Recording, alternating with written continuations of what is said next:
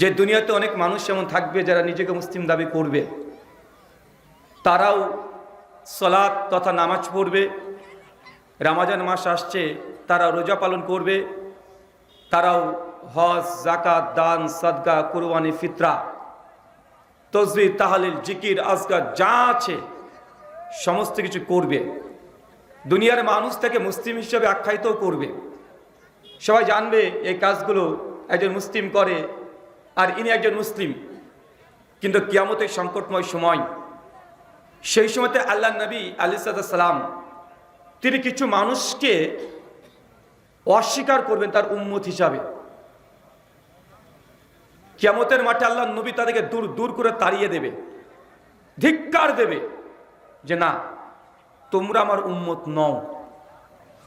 চিন্তা করে দেখেন তো, আপনি নামাজ, রোজা, হজ, যাকাত, দান, সাদকা সব কিছু করবেন, সব কিছু আছে, কিন্তু কিয়ামতের সংকটময় সময় যিনি আমাদের আপনজন তিনি হচ্ছেন নবী মুহাম্মদ সাল্লাল্লাহু আলাইহি ওয়াসাল্লাম।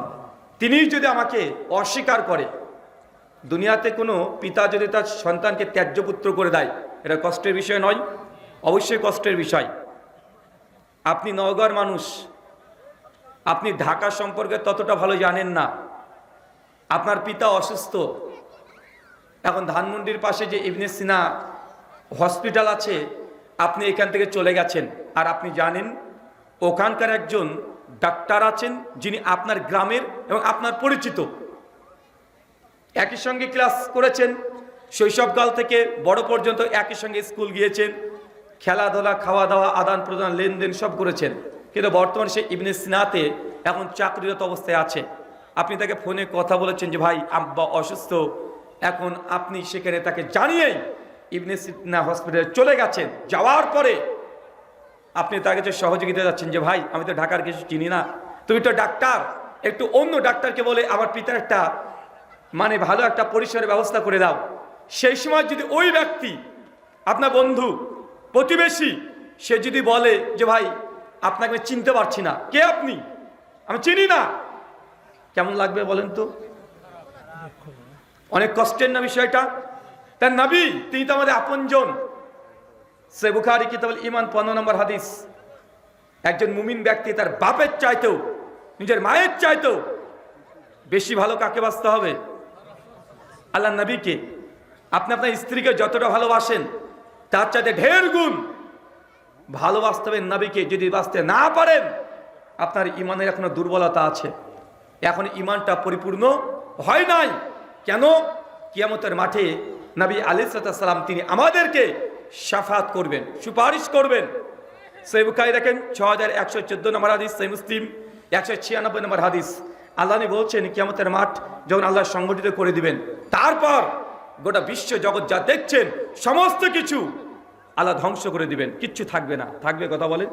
এই আসমান, জমিন, পাহাড়, পর্বত, নদী, নালা যা আছে সবকিছু আল্লাহ ধ্বংস করবেন। চাচা, আপনি এখন সৃষ্টি জগৎ যে কত বড় এটা আপনি এখনো বুঝতে পারেননি। আপনি জানেন, আপনি মনে করছেন যে নওগাঁ শহরটা কত বড়, এত বড় নওগাঁ শহর জেলা, আপনি এখনো পূর্ণভাবে আপনি গোটা নওগাঁ সিটিটাকে আপনি ঘুরে দেখতে পারেননি, পেরেছেন? তাহলে চিন্তা করেন যে নওগাঁ শহরের চাইতে গোটা বাংলাদেশটা কত বড়। কত বড় বাংলাদেশ? অনেক বড় না? অনেক বড়।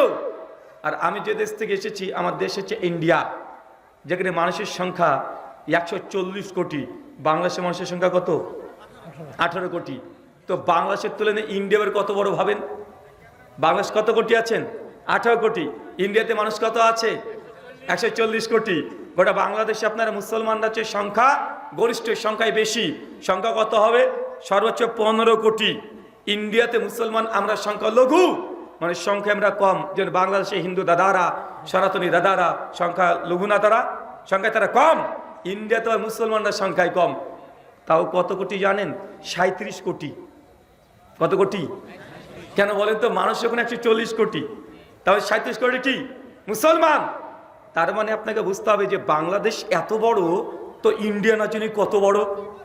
আপনি এখন আল্লাহর সৃষ্টি জগৎ বুঝতেই পারেননি। চাচা, এই বাংলাদেশ, ভারত, পাকিস্তান, চীন, নেপাল, ইউরোপ যতগুলো কান্ট্রি আছে, Saudi, Kuwait, Qatar, Bahrain, England, Holland, Japan, German, যা আছে গোটা বিশ্ব জগতে 250-এর কাছাকাছি এমন রাষ্ট্র আছে। এই সমস্ত রাষ্ট্রকে নিয়ে বলা হয় একটা পৃথিবী। কি বলা হয় মনে বুঝতে পারেননি? শুধু বাংলাদেশ কি পৃথিবী নাকি? না, বাংলাদেশের বাইরেরও দেশ আছে। বাংলাদেশটা ছোট্ট একটা জায়গা, তো বাংলাদেশের চেয়ে বড় ছোট মিলে প্রায় 250খানা এত বড় বড় দেশ আছে। তো এত বড় পৃথিবী আপনি এখন বুঝতে পারছেন না যে আল্লাহকে শুধু পৃথিবীর রব স্রষ্টা? জি, আল্লাহকে শুধু পৃথিবী সৃষ্টি করেছেন মনে করছেন? সূর্যকে দেখতে পান? দেখা যায় না? কালকে সকালবেলা সূর্যের দিকে একটু তাকিয়ে দেখবেন তো, সূর্য চাচা কতটুক দেখতে? কতটুক সূর্য? কথা বলে না, একটা থালার সমান না? ওই চাপাই নবমগঞ্জের ওই যে কালাই রুটি আছে না, হাত দিয়ে তৈরি করে কালাই রুটি, ওই কালাই রুটির সমান মনে হয় না সূর্য? চাচা, সূর্যকে মনে হচ্ছে যে ছোট্ট একটা জিনিস, কিন্তু সূর্য আসলে ছোট জিনিস নয়। এই গোটা পৃথিবী যত বড়, 1 গুণ নয়, 2 গুণ নয়, 100 গুণ নয়, 1000 গুণ নয়, 13 লক্ষ গুণ বড় হচ্ছে পৃথিবীর চাইতে সূর্য। বুঝতে পারেননি মনে হয়? মানে গোটা পৃথিবী যত বড়, এতগুলো কমপক্ষে 13 লক্ষ পৃথিবী যদি সূর্যের মধ্যে ঢুকিয়ে দেন, সূর্য হজম করে নেবে। এটা হচ্ছে পৃথিবীর সাইজ। আপনি কল্পনা করতে পারছেন? শুধুমাত্র পৃথিবীর চাইতে সূর্য 13 লক্ষ গুণ বড়।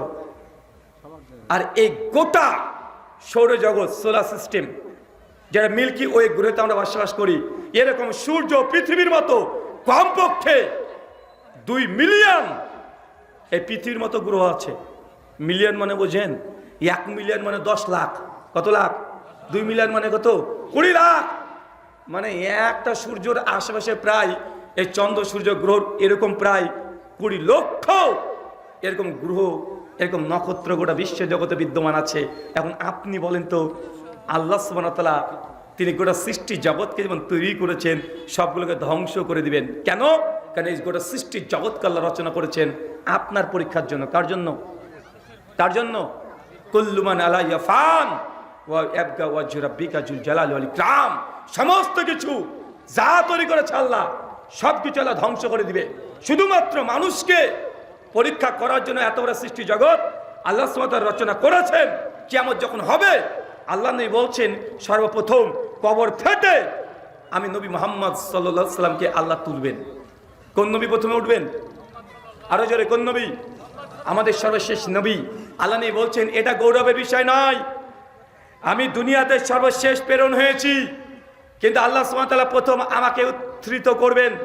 আমি যখন সজ্ঞানে আসবো, তারপর দেখবে অনেক মানুষ নিজ নিজ নবী নিজ নিজ উম্মতকে নিয়ে একদম দাঁড়িয়ে আছে। সমস্ত নবী তাদের উম্মতকে না দাঁড়িয়ে আছে। সূরা বনী ইসরাঈল সূরা নম্বর 17 আয়াত নম্বর 71 আল্লাহ বলছেন ইয়াউমা নাদউ কুল্লা উনাসিন বিইমামিহিম। সেই দিন প্রত্যেক মানুষ দুনিয়াতে যাকে নেতা মেনেছে, যাকে নেতা মেনেছে তার পেছনেই কিয়ামতের মাঠে আপনাকে উঠতে হবে। দুনিয়াতে আপনি কাকে কাকে নেতা মেনেছেন, রেডি থাকেন, প্রস্তুতি নেন। সেই দিন কিয়ামতের মাঠে, যেদিন বাবা তার সন্তানের পরিচয় দেবে না, ওই দিন আপনি সে নেতার পেছনে উঠবেন। আল্লাহ বলছেন যে সমস্ত নবীর পেছনে তার উম্মত উঠবে।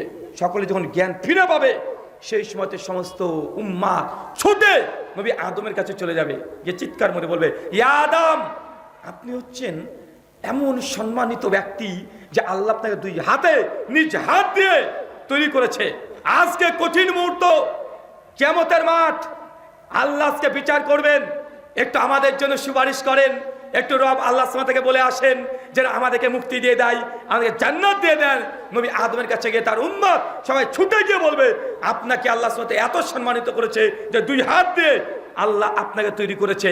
আল্লাহ সুবহানাহু নিজের রূহ আপনার শরীরের মধ্যে দিয়েছেন। আল্লাহ সুবহানাহু ফেরেশতা দিয়ে আপনাকে সহযোগিতা সিজদা দিয়েছেন। আজকে আমাদেরকে একটু সহযোগিতা করেন। নবী আদম সঙ্গে সঙ্গে বলবেন জি না, আজকে এই কঠিন মুহূর্তে আমার দ্বারা কর্ম করা সম্ভব নয়। কেননা আল্লাহ সুবহানাহু ওয়া তাআলা তিনি আমাকে যে আদেশ করেছিলেন আমি লঙ্ঘন করেছিলাম।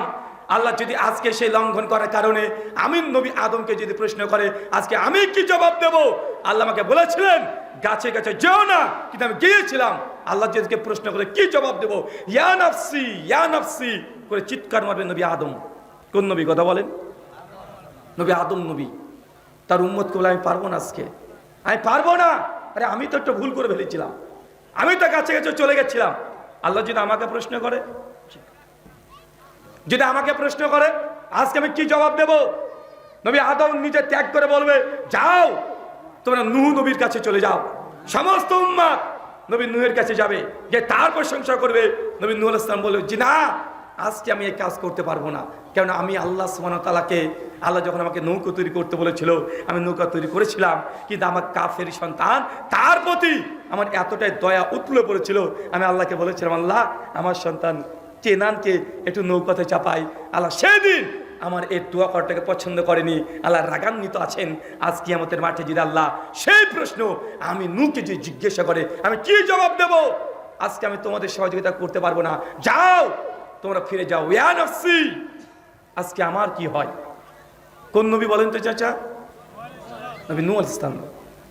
তারপর নবী ইব্রাহিমের কাছে যাবে, মূসা, ঈসা, দাউদ, সুলাইমান, ইউনুস, ইউসুফ, ইসহাক, সমস্ত নবীর কাছে মানুষ যাবে শুধু বাঁচার জন্য।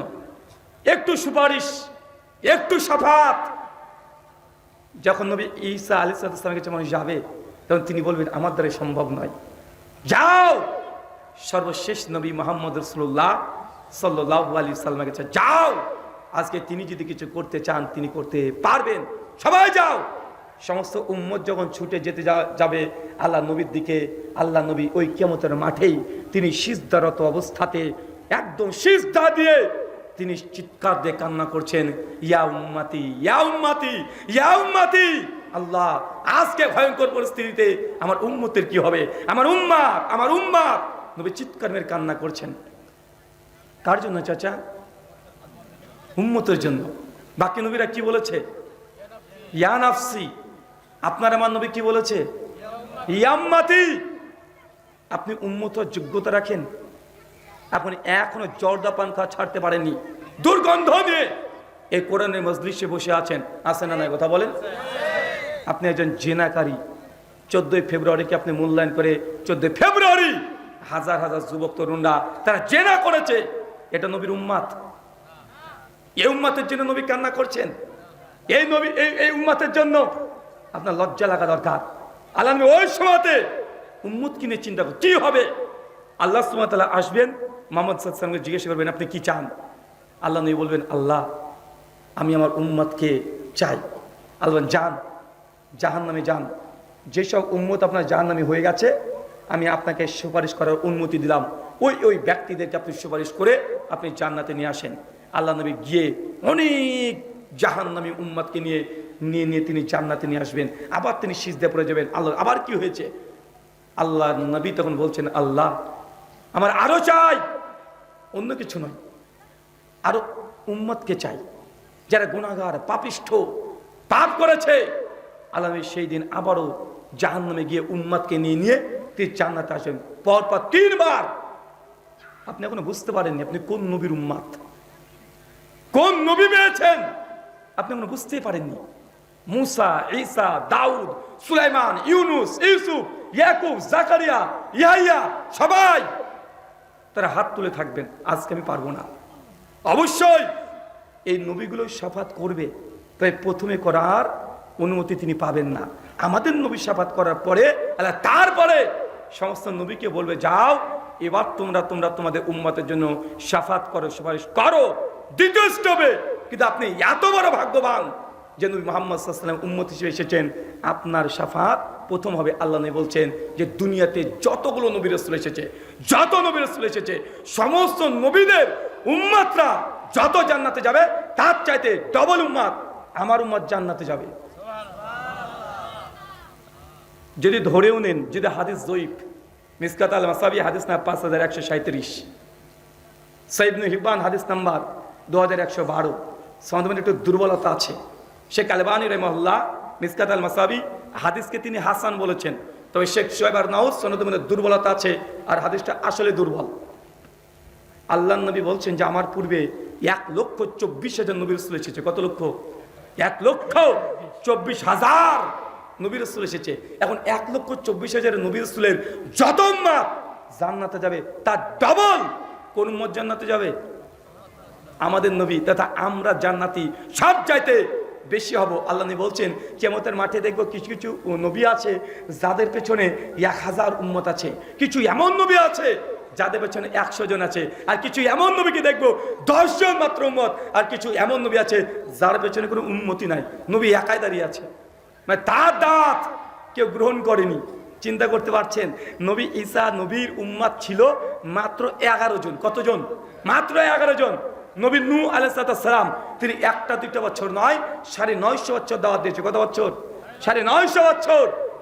তার উম্মত হিদায়াত পেয়েছে মাত্র 50-60 জন। চাচা কতজন? কিন্তু আমরা কোন নবীর উম্মত? মুহাম্মদ সাল্লাল্লাহু আলাইহি ওয়াসাল্লামের উম্মত। চিন্তা করে দেখেন, যে নবীকে আমরা 2 চোখ দিয়ে দেখি না, দেখেছি? আপনি আপনার নবীকে দেখেছেন? তার কণ্ঠস্বর কেমন কান দিয়ে শুনেছেন? তার মসজিদে কখনো বসেছেন? তার পেছনে নামাজ পড়েছেন? তার পেছনে জিহাদে গিয়েছেন? তার সঙ্গে হিজরত করেছেন? না, কিছু আমরা করিনি। এমন একজন নবীকে বিশ্বাস করি যাকে চোখ দিয়ে দেখি নাই, কান দিয়ে যার কথা শুনতে পাই না এখনো, যার সঙ্গে মসজিদে আমরা কখনো বসি নাই, যার বাড়ির থেকে আমাদের বাড়ির দূরত্ব প্রায় 7000 কিলোমিটার। কোথায় মদিনা আর কোথায় বাংলাদেশ? চিন্তা করেছেন? যার ভাষার সঙ্গে আমাদের ভাষার কোনো মিল নেই। তার আরবি ভাষা, আমাদের কি ভাষা? বাংলা ভাষা।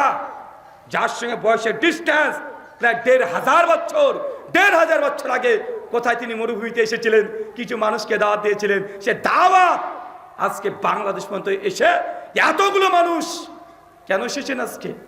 আমার বক্তব্য শুনতে না, আজকে আপনি এখানে এসেছেন এত মানুষ শুধুমাত্র মুহাম্মদ সাল্লাল্লাহু আলাইহি সাল্লামকে জানতে। এত মানুষ দেখেন, নবী ঈসা আলাইহিস সালাম তিনি প্রায় 20 বছর দাওয়াতে কাজ করেছেন। 33 বছর বয়সে তিনি আসমানে গিয়েছেন। নবী নূহ আলাইহিস সালাম 950 বছর দাওয়াত দিয়েছেন, মাত্র 50 জন উম্মত। আর মুহাম্মদ সাল্লাল্লাহু আলাইহি ওয়াসাল্লামের উম্মত দেখেন এখানে কতগুলো আছে। চিন্তা করতে পারছেন যে আমরা না দেখে সে নবীকে ঈমান এনেছি, বিশ্বাস করেছি। আল্লাহ সুবহানাহু ওয়া তাআলা আমাদের ঈমানকে তুমি কবুল করে নিও, সকলে বলে আমিন। সম্মানিত সুধী, আলোচ্য বিষয় মুসলিম হয়েও নবীর উম্মত নয় যারা। তার মানে আমরা এখান থেকে বুঝতে পারলাম কিয়ামতের মাঠে আল্লাহ সুবহানাহু ওয়া তাআলা নবী পরিষ্কারভাবে উম্মতের জন্য তিনি কান্না করবেন উম্মতকে জান্নাতে নিয়ে যাওয়ার জন্য। কিন্তু এমন কিছু দুর্ভাগা কপাল পোড়া ব্যক্তি আছে যাদেরকে আল্লাহ নবী কিয়ামতের মাঠে অস্বীকার করবে। চলেন কয়েকটা পয়েন্ট আমরা ধারাবাহিকভাবে শুনে আসি। প্রথম, সহিহ বুখারী 2252 নম্বর হাদিস। আল্লাহ নবী বলছেন যে কিয়ামতের মাঠ হবে, ওই সময় তুমি হাউজে কাউসারের কাছে চলে যাবো। হাউজে কাউসার কি বোঝেন? নবী বলছেন হাউজে কাউসার হচ্ছে এমন এক পানি, যে পানি যদি মানুষকে একবার দিয়ে দেওয়া হয় আর কেউ যদি একবার সে পানি খায় তাহলে কোশ্চিনকালে কোনোদিন তার আর তৃষ্ণা লাগবে না, তার পিপাসার পাবে না। আল্লাহ বলছেন যে দলে দলে আমার উম্মত আমাকে চাষবে, আমি আমার উম্মতকে চিনতে পারবো, উম্মত আসবে, আমি তাকে পান করাবো, পান করে তৃপ্ত হয়ে সংসার চলে যাবে। হঠাৎ করে দেখবো এমন কিছু মানুষ আমাদেরকে আসতে চাচ্ছে, আর মাঝখানে অমনি আল্লাহ সুবহানাহু ওয়া তাআলা পর্দা ফেলে দিবেন। আমার মধ্যে উম্মতের মধ্যে একটা পর্দা, আমি তখন চিৎকার মেরে বলবো ইয়া উম্মতি, এটা তো আমার উম্মত, এগুলো তো আমার উম্মত। জিবরিল এসে বলবে ইয়া রাসূলুল্লাহ, অবশ্যই এটা আপনার উম্মত, কিন্তু আপনি যখন দুনিয়া থেকে চলে এসেছিলেন বিদায় হয়ে, আপনার এই উম্মতগুলো দিনের মধ্যে এমন ভাবে বিকৃত করেছে, আপনার দিনকে পরিবর্তন করে দিয়েছিল, ইসলামকে পরিবর্তন করেছে। আল্লাহ নবী তখন চিৎকার দিয়ে উম্মতকে লক্ষ্য করে ডাইরেক্ট আপনার মুখের উপরে বলবেন সুহুকান সুহুকান লিমান গায়রি বাদি, দুরহা হতভাগা, যারা আমার দিনকে পরিবর্তন করেছিস, দিনকে বিকৃত করেছিস, যা, তোদের সঙ্গে আবার কোনো সম্পর্ক নাই। চাচা বুঝতে পারেননি না এটা কত বড় ভয়ঙ্কর পরিস্থিতি, আপনি কোনো বুঝতে পারেননি। নবী আপনাকে অস্বীকার করবে কিয়ামতের দিনে। কেন? কারণ দিনকে বিকৃত করেছেন। দিন বিকৃত মানে বুঝতে পারেননি। চলেন কয়েকটা উদাহরণ দিলেই আপনি বুঝতে পারবেন দিনকে বিকৃত করা মানে আপনি আমল করেননি তা না, আমল ঠিকই করেছেন, কিন্তু কোন আমল করেছেন? যে আমল নবী দেয় নাই ওই আমলটা আপনি করেছেন, এটাকে বলে দিন বিকৃত করা। কথা কি বুঝতে পারছেন? এদের শবে বরাত ছিল না কয়দিন আগে? ছিল কি ছিল না? সবে বরাতে মানুষ সব 100 রাকাত নামাজ পড়েছে, মসজিদে আলো দিয়েছে, ওই যে গোরস্থানে গিয়ে অনেক রকমের আলোকসজ্জা করেছে না? দিনের বেলাতে রোজা পালন করেছে। এটা নবীর দিন নাই, কিন্তু মানুষের দিন বানিয়ে নিয়েছে।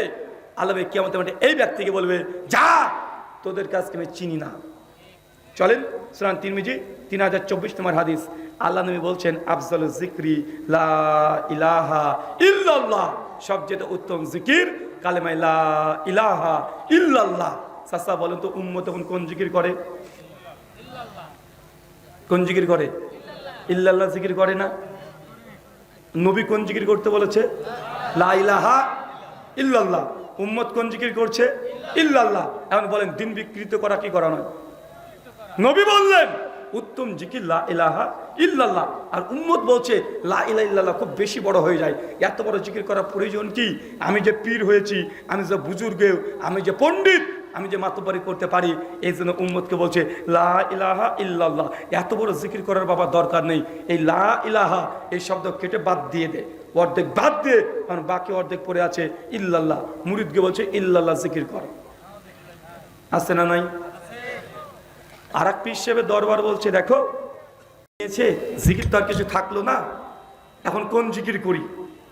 বলছে আমাদের সব জিকির যদি এক হয়ে যায় সব দরবারের, তো কোনটা কোন পীরের মুরিদ বুঝবো কিভাবে? বোঝা তো যাবে না, তো জিকির দিয়ে বোঝাতে হবে। তার জন্য বলছে ইল্লাল্লাহ জিকির। এখন এটাকেও আবার কেটে দাও, এখন ইল্লাল্লাহ, এখন ইল্লাটাকে মাঝখানে কেটে দিয়েছে, পড়ে আছে কি? কি পড়ে আছে? আল্লাহ। এখন জিকির করছে কি? আল্লাহ আল্লাহ আল্লাহ, আছে না নাই? চাচা, জিকির মানে কি বলেন তো? জিকির মানে আল্লাহর প্রশংসা করা। কি? আল্লাহর প্রশংসা করা। এখন আপনি বলেন আল্লাহ, এটা আল্লাহ সুবহানাহু ওয়া তাআলা, আল্লাহর এটা একটা নাম, এটা ইসিম। তো আপনি যদি বারবার বলেন আল্লাহ আল্লাহ আল্লাহ, এটা মানে কি হলো? কি মানে হলো? যদি আপনি আপনার আব্বাকে বা আপনার মাকে গিয়ে বলেন, আব্বাকে ডাকছেন, আব্বা আব্বা, আব্বা বলছে কি বল? আব্বা আব্বা। আরে কি বলবি তো? আব্বা আব্বা। যদি করেই চলে যান, আপনার আব্বা আপনার ঠ্যাঙাবে না ধরে, তখন থেকে আব্বা আব্বা করিস, আরে কি বলবি তো? আপনি আব্বা আব্বা করে চলে যাচ্ছেন। যদি আপনি একটু বলতেন আব্বা তুমি ভালো, তাও বুঝা গেল আল্লাহ আব্বার প্রশংসা করছেন, তাই নয় কি? তা আপনি বলছেন আল্লাহ আল্লাহ আল্লাহ। আরে ভাই, আল্লাহ কি বলবি তো? যদি তুই বলিস আল্লাহু আকবার, মানে আল্লাহ তুমি সবচেয়ে বড়, ঠিক আছে। যদি বলেন আল্লাহু সামাদ, আল্লাহ তুমি কারো মুখাপেক্ষী নয়, ঠিক আছে। কিন্তু আপনি আল্লাহ আল্লাহ, আরে ভাই কি বল তারপরে? আছে না নাই কথা বলেন? আর এক মুরিদ তখন বলছে পীরের দরবার, যে সবাই তো সব নিয়ে নিয়েছে, ওখানে আমি কি নেই? এখন আছে আল্লাহু জিকির, বলছে এখন আল্লাহু, এখন আল্লাহটাকে বাদ দে, এখন কি আছে? এখন জিকির এখন হু হু আছে না নাই? এটা কি দিন বিকৃত করা নয়? এটা দিন বিকৃত করা নয়? দিন বিকৃত করা। আল্লাহ নবী যে আমল দেয় নাই, সেই আমল আপনি করছেন, এটাকে বলা দিন বিকৃত করা। যেটা ধর্মে নেই, সে ধর্ম যদি পালন করেন, কিয়ামতের মাঠে আল্লাহ নবী আপনাকে অস্বীকার করবেন। চলেন, শুধু যে মুসলমানরাই আমরা দিনকে বিকৃত করেছি, ধর্মগ্রন্থে যা আছে তা বাদ দিয়ে নতুন কিছু পালন করি, এমনটা নয়। আমাদের অনেক হিন্দু দাদারা আছে না নাই? আছে না ভাইজান? আমি কারো কষ্ট দিতে চাই না, অনুভূতিতে আঘাত দিতে চাই না।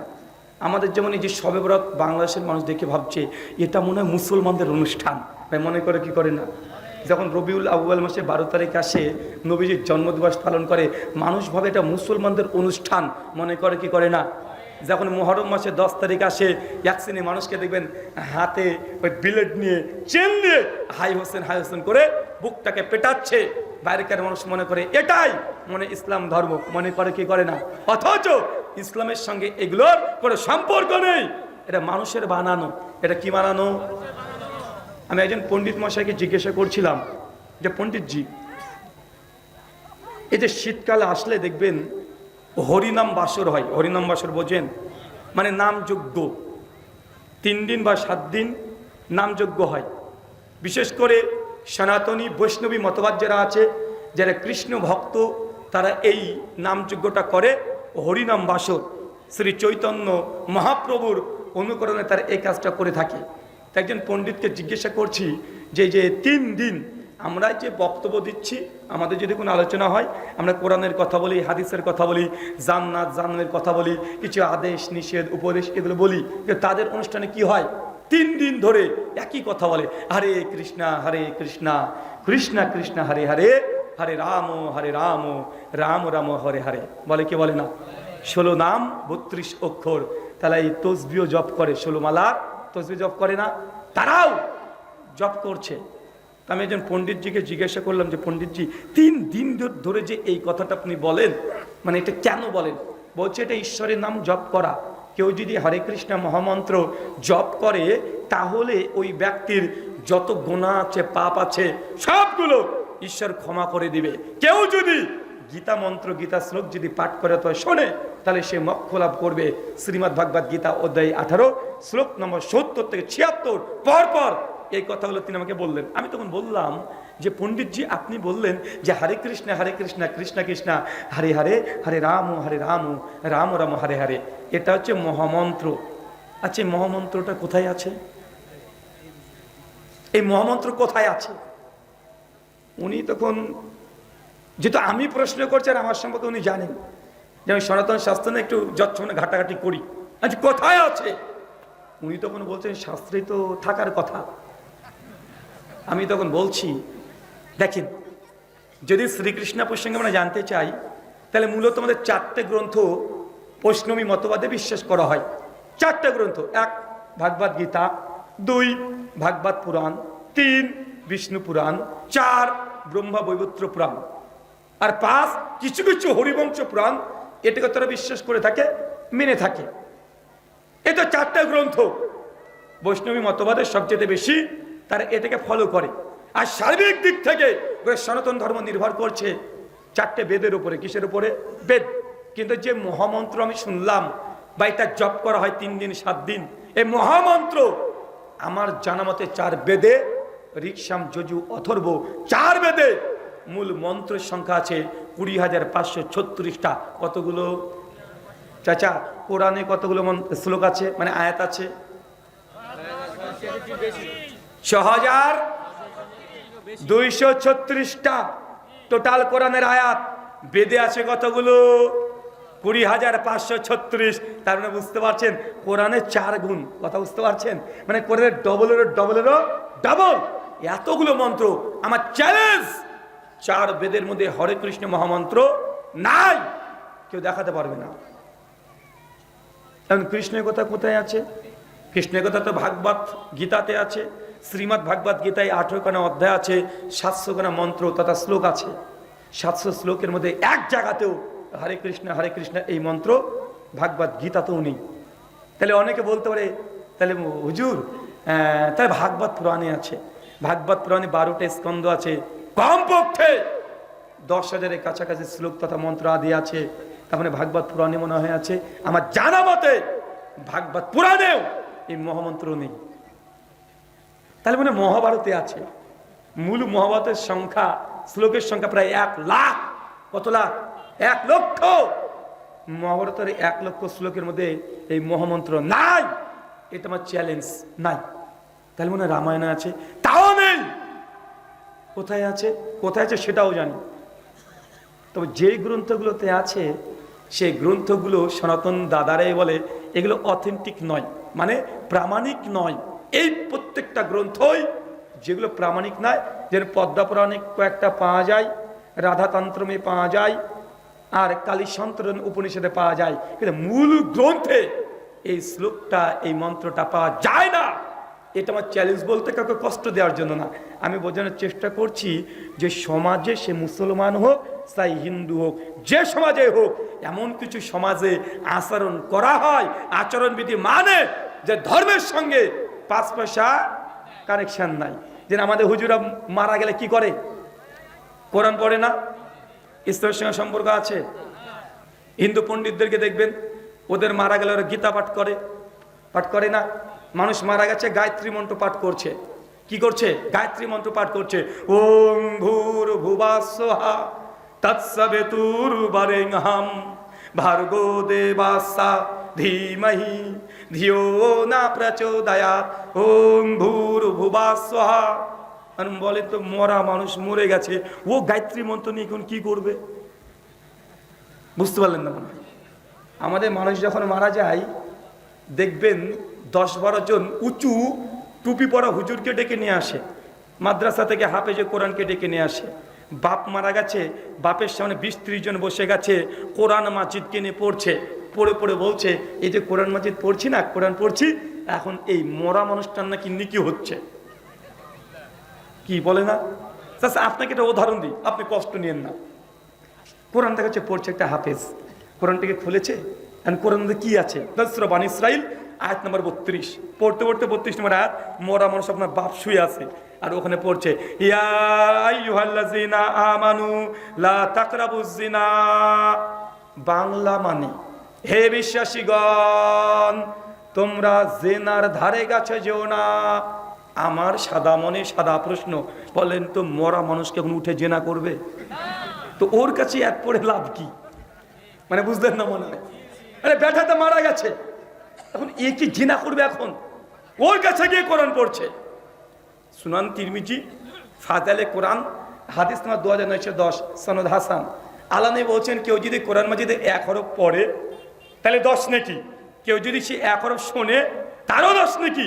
আমি একটা কোরআনের আয়াত পড়বো, আপনি যেমন 10 নেকি পাবেন, আমি পড়ার কারণে আমি পড়ছি, মরা মানুষ শুনতে পাই, আর তুই শুনতেও পাই, তো লাভ কি? ওর সামনে গিয়ে তুই জেনা করিস না, ও জেনা করে করে কবরে গিয়েছে, আর ওকে এখন বলছে তুই জেনা করিস না।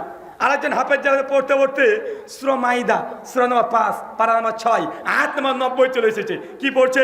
ইয়া আইয়ুহাল্লাযিনা আমানু ইন্নামাল খামরু ওয়াল মাইসির ওয়ান সাবু ওয়াল আসলাম। বাংলা মানে হে বিশ্বাসীগণ, তুমি মদ খেও না, মূর্তি পূজা করো না, তুমি ভাগ্য মানে এই ভাগ্য টাগ্য দেখায়ও না। কেন বলেন তো? মরা লোক এখন মদ খাবে, এই মরা লোকটা এখন জুয়া খেলবে, তো ওর কাছে যদি কোরআন মাজিদ যদি মানে পড়া হয় এতে কি লাভ? কোনো লাভ আছে? আবার অনেক হুজুর আছে, হুজুর এসে বলবে আপনি তো অত শব্দ বুঝেন না, বাবা মারা গেছে, বাবাটা কেউ যদি মারা যায় আত্মীয় মানুষ এমনি মানে খুব কষ্টে থাকে, পরিবারের মানুষ অবশ্যই কষ্টে থাকবে, আর ওই কষ্টর ফায়দা নেওয়ার জন্য যদি হিন্দুরা মারা যায় তার ঠাকুর দেখবেন ঘুর ঘুর ঘুর ঘুর ঘুর ঘুর ঘুরে বেড়াবে তার বাড়ির পেছনে। আর যদি মুসলমান কেউ মারা যায়, কিছু হুজুরকে দেখবেন ওই মরা বাড়ির পেছনে মাছির মতো ভন ভন ভন ভন করে ঘুরে বেড়ায়। কেন জানেন? আর গিয়ে দেখবেন ওই ঠাকুর দেখবেন হিন্দু পণ্ডিত যে আছে ওর এলাকায় যে মারা গেছে তার বাড়িতে গিয়ে বলবে বাবা দেখো সবার তো পিতামাতা বাবা তো সারা জীবন বেঁচে থাকবে না, ভগবানের কাছে পরলোক মানে পরমার্থিক জীবনে প্রত্যেকেই যেতে হবে, তাই এগুলো কষ্ট করে লাভ নেই। এই কথাটা মৌলবীরাও বলে। এসে কাকে বলে বলেন তো? আপনার বাপ মারা গেছে, বলবে বাপ সবাই তো আর বাঁচে না রে, কুল্লু নাফসিন জায়গাতুল মাউত, মৃত্যু হবে প্রত্যেকটা মানুষের, প্রত্যেকটা নাফসের, তো বাপ তো মারা গেছে, এখন বাপের জন্য কিছু করতে হবে। তো হুজুর কি করতে হবে? বলছে কি আর করবি, তোর বাপ কি কোরআন খতম দিয়েছে? বলছে আব্বা তো কোরআন পড়াই জানতো না, যারে সর্বনাশ। তারপরে তোর বাপ কোরআন খতম দেয়নি? যে না হুজুর দেয়নি তো, আর কোরআন পড়াই জানে না। যে তাহলে তো কবরে আযাব হবে রে। মানে আগে আপনাকে ভয় দেখাবে, কি করবে কথা বলেন? কারণ ভয় না দেখালে মাল আপনি ছাড়বেন না। মানুষের কাছে টাকা ইনকাম করার কয়েকটা রাস্তা আছে, তার মধ্যে একটা হচ্ছে ভয় দেখিয়ে দাও। কি দেখিয়ে দাও? ভয় দেখিয়ে দাও। যখন বলবে যে তোর বাপ তো তাহলে কবরে এখন আযাব পাবে রে, তো হুজুর কি করতে হবে? যে কেমন কিছু করতে হবে না, অন্তত পক্ষে একটা খতম দিতে হবে। তো হুজুর আমি নিজেও তো কোরআন পড়তে পারি না। যে সমস্যা নেই, তোর বাপ তো আমাকে খুব ভালোবাসতো, আমার সঙ্গে খুব ভালো সম্পর্কও ছিল, তো এবার রমজান মাসে 3 বার কোরআনকে খতম দিয়েছি, একদম স্টকে মাল রেডি করা আছে আমার, তুই যদি চাস না তার বাপের নামে একটু বকশিয়ে দেবো। চাচা বলে কি বলে না? আচ্ছা হুজুর তাহলে কি করতে হবে? কি আর করবি, কিছু হাদিয়া দিস। তো হুজুর কত দিতে হবে? আর এটা নিয়ে কি দাম দর করা যায় না? তাও বলেন কত দিতে হবে? আচ্ছা 3000 টাকা দিস, তোর বাপ আমার বন্ধু মানুষ। না হুজুর একটু 2000 টাকা নিন। আচ্ছা ঠিক আছে। যখন আপনি বলে দিবেন, বলবে এবার হুজুর আপনাকে তোর বাপের নাম বল, বাপের নাম বলবেন, তার বাপের নাম বলবেন, তোর দাদুর নাম বল, তার দাদুর নাম বলবেন, বলে তোর নাম বল। 3 বাপ বেটার নাম নিয়ে হুজুর যেন কি একটু চোখটাকে বন্ধ করে গুনগুন গুনগুন করে বলছে চলে গেছে মা। কি চলে গেছে বলেন তো? হুজুরের স্টকে একটা কোরআন মাজিদ পড়া ছিল রেডি, টুক করে নাকি আপনার বাপের আমল নামায় টুক করে ঢুকে গেছে, একদম ওয়াইফাই হুজুর। ডায়াল করে দিয়েছে, আপনার বাপের আমল নামে চলে গেছে। ভাই এমন চিটার আছে না নাই? এটা হচ্ছে হুজুরের ব্যবসা। আমাদের ঠাকুর পণ্ডিত আছে, ওরা কিন্তু কম না, ওরাও যাবে যে বাবা যখন মানুষ মৃত্যুবরণ করে সেই সময় পরিবারটা অসুস্থ হয়ে যায়। যদি ব্রাহ্মণ হয় 11 দিন, বৈশ্য হলে 15 দিন, আর যদি ক্ষত্রিয় হয় তাহলে 20 দিন, আর শূদ্র হলে 1 মাস অসুস্থ অপবিত্র থাকবে। তোর বাবার এই আত্মা এখন ঘোরাঘুরি করবে, যতক্ষণ পর্যন্ত পিণ্ডি না দিবি ততক্ষণ পর্যন্ত তোর বাপের কোনো পরিত্রাণ নেই। এখন কি করতে হবে? বলছে 11 দিন এখন অশ্বস পালন করতে হবে, এখন যজ্ঞ করতে হবে, পিণ্ডি দিতে হবে। কিছুই করবে না পণ্ডিতজি। পণ্ডিতজিকে একটা লিস্ট ধরে দিবে, একদম বড় লিস্ট, লম্বা লিস্ট। তো এই লাগবে কলা বেগুন, মানে যা আচ্ছা সব লিখে দিবে। কমপক্ষে 4,500 থেকে 6,000 টাকা এখন ফর্দ। পণ্ডিতজি কিছুই করবে না, ওই আগুন টাগুন জ্বালিয়ে এটা যজ্ঞ করবে। ওই গায়ত্রী মন্ত্র একটু পাঠ করবে, গীতা থেকে 2-4টে শ্লোক পাঠ করবে, আর বেদ থেকে 2-4টে শ্লোক পাঠ করবে। পাঠ করে এখন বলছে যা তোর বাপের পিণ্ডি চটকে দিয়েছে আবার। আর যা কলাটা আছে ঠাকুরের ঝুলিতে, কোথায়? ঠাকুরের ঝুলিতে। মানে যা প্রসাদ ভোগ আছে সব একটা দুটো করে কোথায় যাবে? ওই ব্রাহ্মণের ঝুলিতে। মানে এটা স্পেশাল ইনকাম। আর কি ইনকাম? মানে আমাদের পণ্ডিতের যেমন আছে, সনাতনী দাদাদের, মানুষ মারা যায়, মানুষকে ইমোশনাল ব্ল্যাকমেল করে বা টাকা উপার্জন করছে কি করছে না?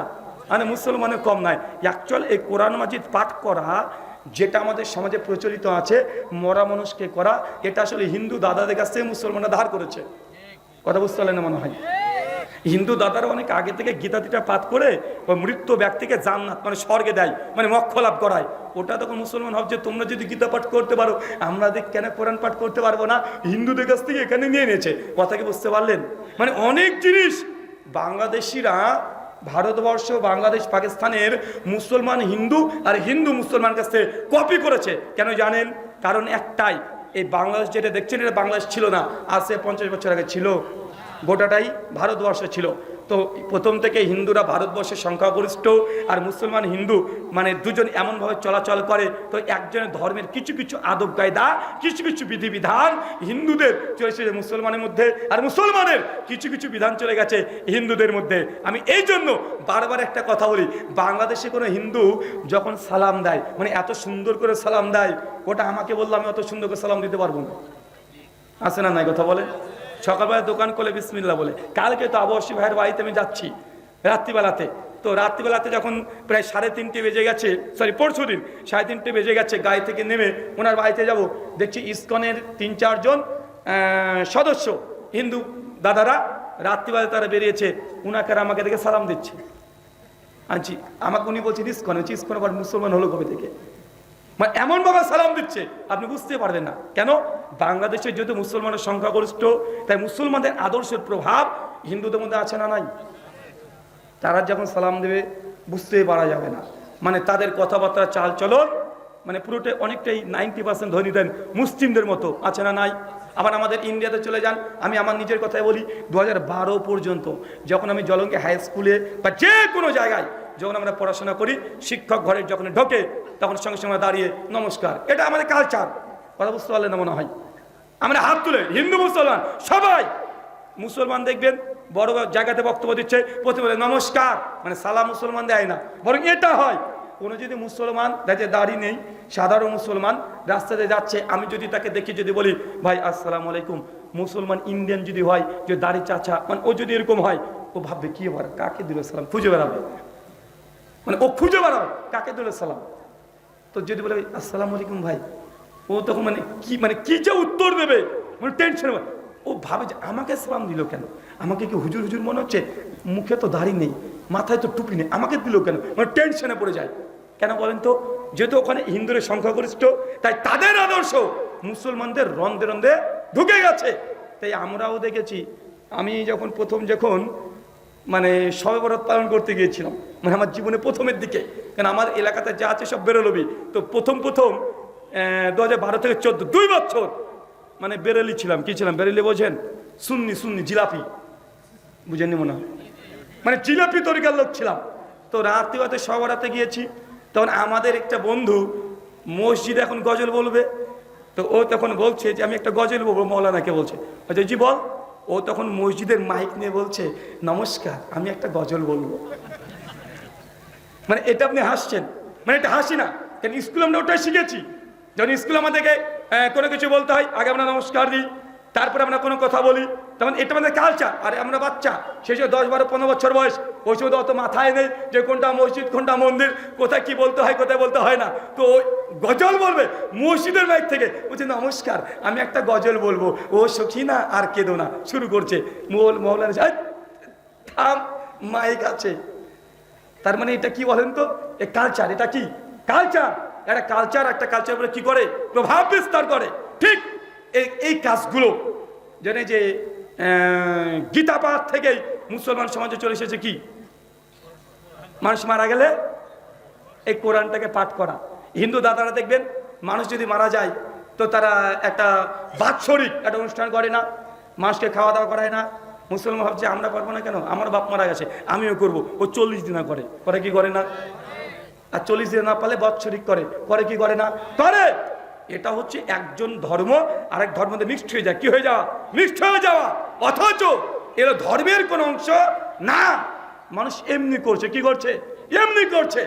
এই জন্য আমি একটা কথা বারবার বলি, না জানার চাইতে ভুল জানা বেশি ক্ষতিকর। কি বললাম? না জানার চাইতে ভুল জানা এটা বেশি ক্ষতিকর। মানে এখনো বুঝতে পারেননি, মানে একজন ব্যক্তি জানে না আর একজন ব্যক্তি জানে তো ভুল জানে, কোনটা বেশি ক্ষতিকর? আচ্ছা, আমাদের অনেক সনাতনী দাদাদেরকে দেখবেন সাপের পুজো করে, মানে মনসা দেবী তিনি সাপের দেবী। নীলকণ্ঠ, রুদ্রা, মহেশ্বর, ভোলানাথ, শিব, তার গলায় দেখবেন সাপ থাকে, থাকে না? থাকে। খুব বহুল প্রচলিত। মানুষকে যদি সাপে কামড়ায় তাহলে নাগ দেবীকে বা মনসা দেবীর কাছে গিয়ে একটু দুধ দিতে হয়। সাপ নাকি এসে দুধ খেয়ে চলে যায়, আর সাপ যদি তুষ্ট হয়ে যায় তাই সে নাকি আর বাঁচবে, মানে মৃত্যুবরণ করবে না। আচ্ছা না নাই? বেহুলা লক্ষিন্দারের ঘটনা যদি কেউ জানেন আপনারা বুঝতে পারবেন। বেহুলা লক্ষিন্দারের ঘটনাও বিভিন্ন পুরাণ শাস্ত্রে লেখা আছে, আমি ওই দিকে যাচ্ছি না। চাচা, মাঠের মধ্যে মানে ক্ষেত খামারে একটা সাপ মাঝে মধ্যে আসে, এই সাপ না গরুর দুধ খেয়ে পালিয়ে যায়। সাপটার নাম কি? দাঁড়ার সাপ না? ওই কোথায় যেন বলছিল দুধরাজ সাপ, মানে এক এক জায়গাতে এক এক রকমের নাম। ডারার সাপ চাচা মাঠে গিয়ে গরুর দুধ খেয়ে পালিয়ে আসে না? আসে তো? আর কথা বলে না? আসে। আচ্ছা, যারা মাধ্যমিক পাস করেছেন কে কে, মানে মাধ্যমিক এসএসসি কে কে পাস করেছেন হাত তোলেন তো। মাশাআল্লাহ, অনেক শিক্ষিত, হাত নামান। আচ্ছা বলেন তো, সাপ কি দুধ খেতে পারে? তো মন্দিরে দেয়, যে শিব মন্দিরে দেয়, মনসা মন্দিরে দেয়। দক্ষিণ ভারতে আমাদের সাউথ ইন্ডিয়াতে একটা বড় নাগ, মানে নাগ দেবীর একটা বড় মন্দির আছে, প্রতিদিন কুইন্টাল কুইন্টাল দুধ দেয়। দুধ খায় কে? আমরা তো বিজ্ঞানে বলছি সাপ দুধ খায় না। আর সাপকে যে জোর করে দুধ খাওয়িয়ে দেন, ও সাপ মাত্র 6 থেকে 8 ঘন্টার মধ্যে মারা যাবে। কেন? কারণ দুধকে হজম করার জন্য যে এনজাইম দরকার শরীরের, সেই এনজাইম সাপের মধ্যে নাই। তাই সাপকে জোর করে দুধ খাওয়ান, সাপ কি করবে? মারা যাবে কি যাবে না? কথা বলেন। সাপ মারা যাবে, কোনো সমস্যা নাকি? কি সাপ ঢুকেছে নাকি? হ্যাঁ, আমি ভাবছি সাপের কথা বলতে সাপ চলে আসলো নাকি আবার। ভাই আপনাদেরকে যেতে হবে না, ভলেন্টিয়ার আছে। হ্যালো হ্যালো, ভলেন্টিয়ার ভাইরা দেখেন তো কি হয়েছে ওখানে।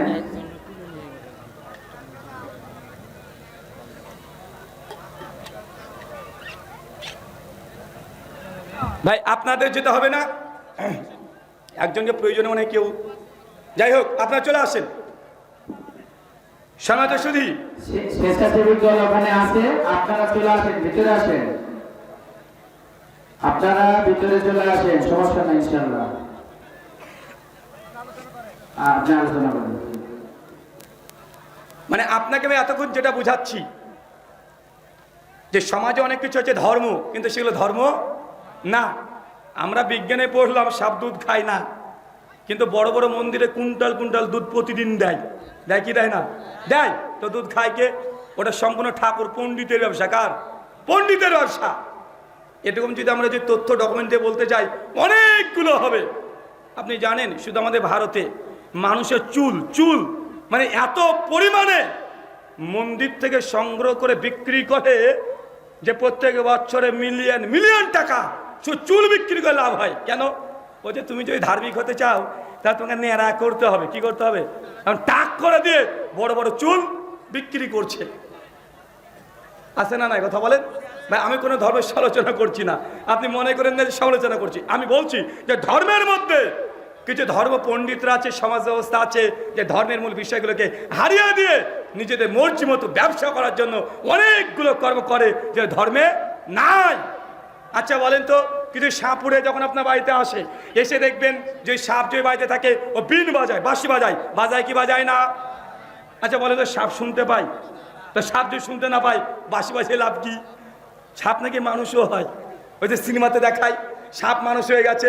যদি আপনি দুটো সাপের মধ্যে একটা সাপকে মেরে দেন, আপনার মা বলে এই তুই একটা সাপকে মেরেছিস, আর একটা সাপ আছে ও কোনোদিন এসে তোকে কামড়ি দিবে। ভাই বলে কি বলে না? মানে আপনি এগুলো হচ্ছে ধর্মের মধ্যে কি কুসংস্কার।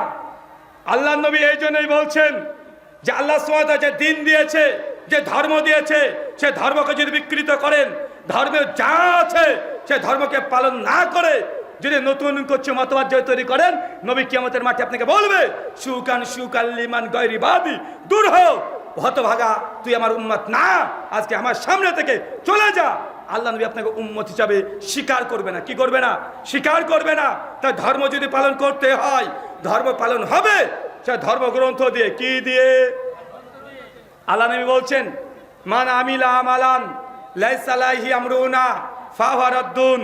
কোন ব্যক্তি এমন কোন আমল করলো যে আমল আল্লাহ নবী আদেশ করে নাই, সে আমলটা যত ভালো হোক না কেন সে আমলটা বাতিল। চাচা কি? চাচা আমি জানি আপনি যখন নামাজ পড়েন, নামাজের পরে এই সম্মিলিত মুজাত না করলে যেন ভালো লাগে না আপনার, তাই না চাচা?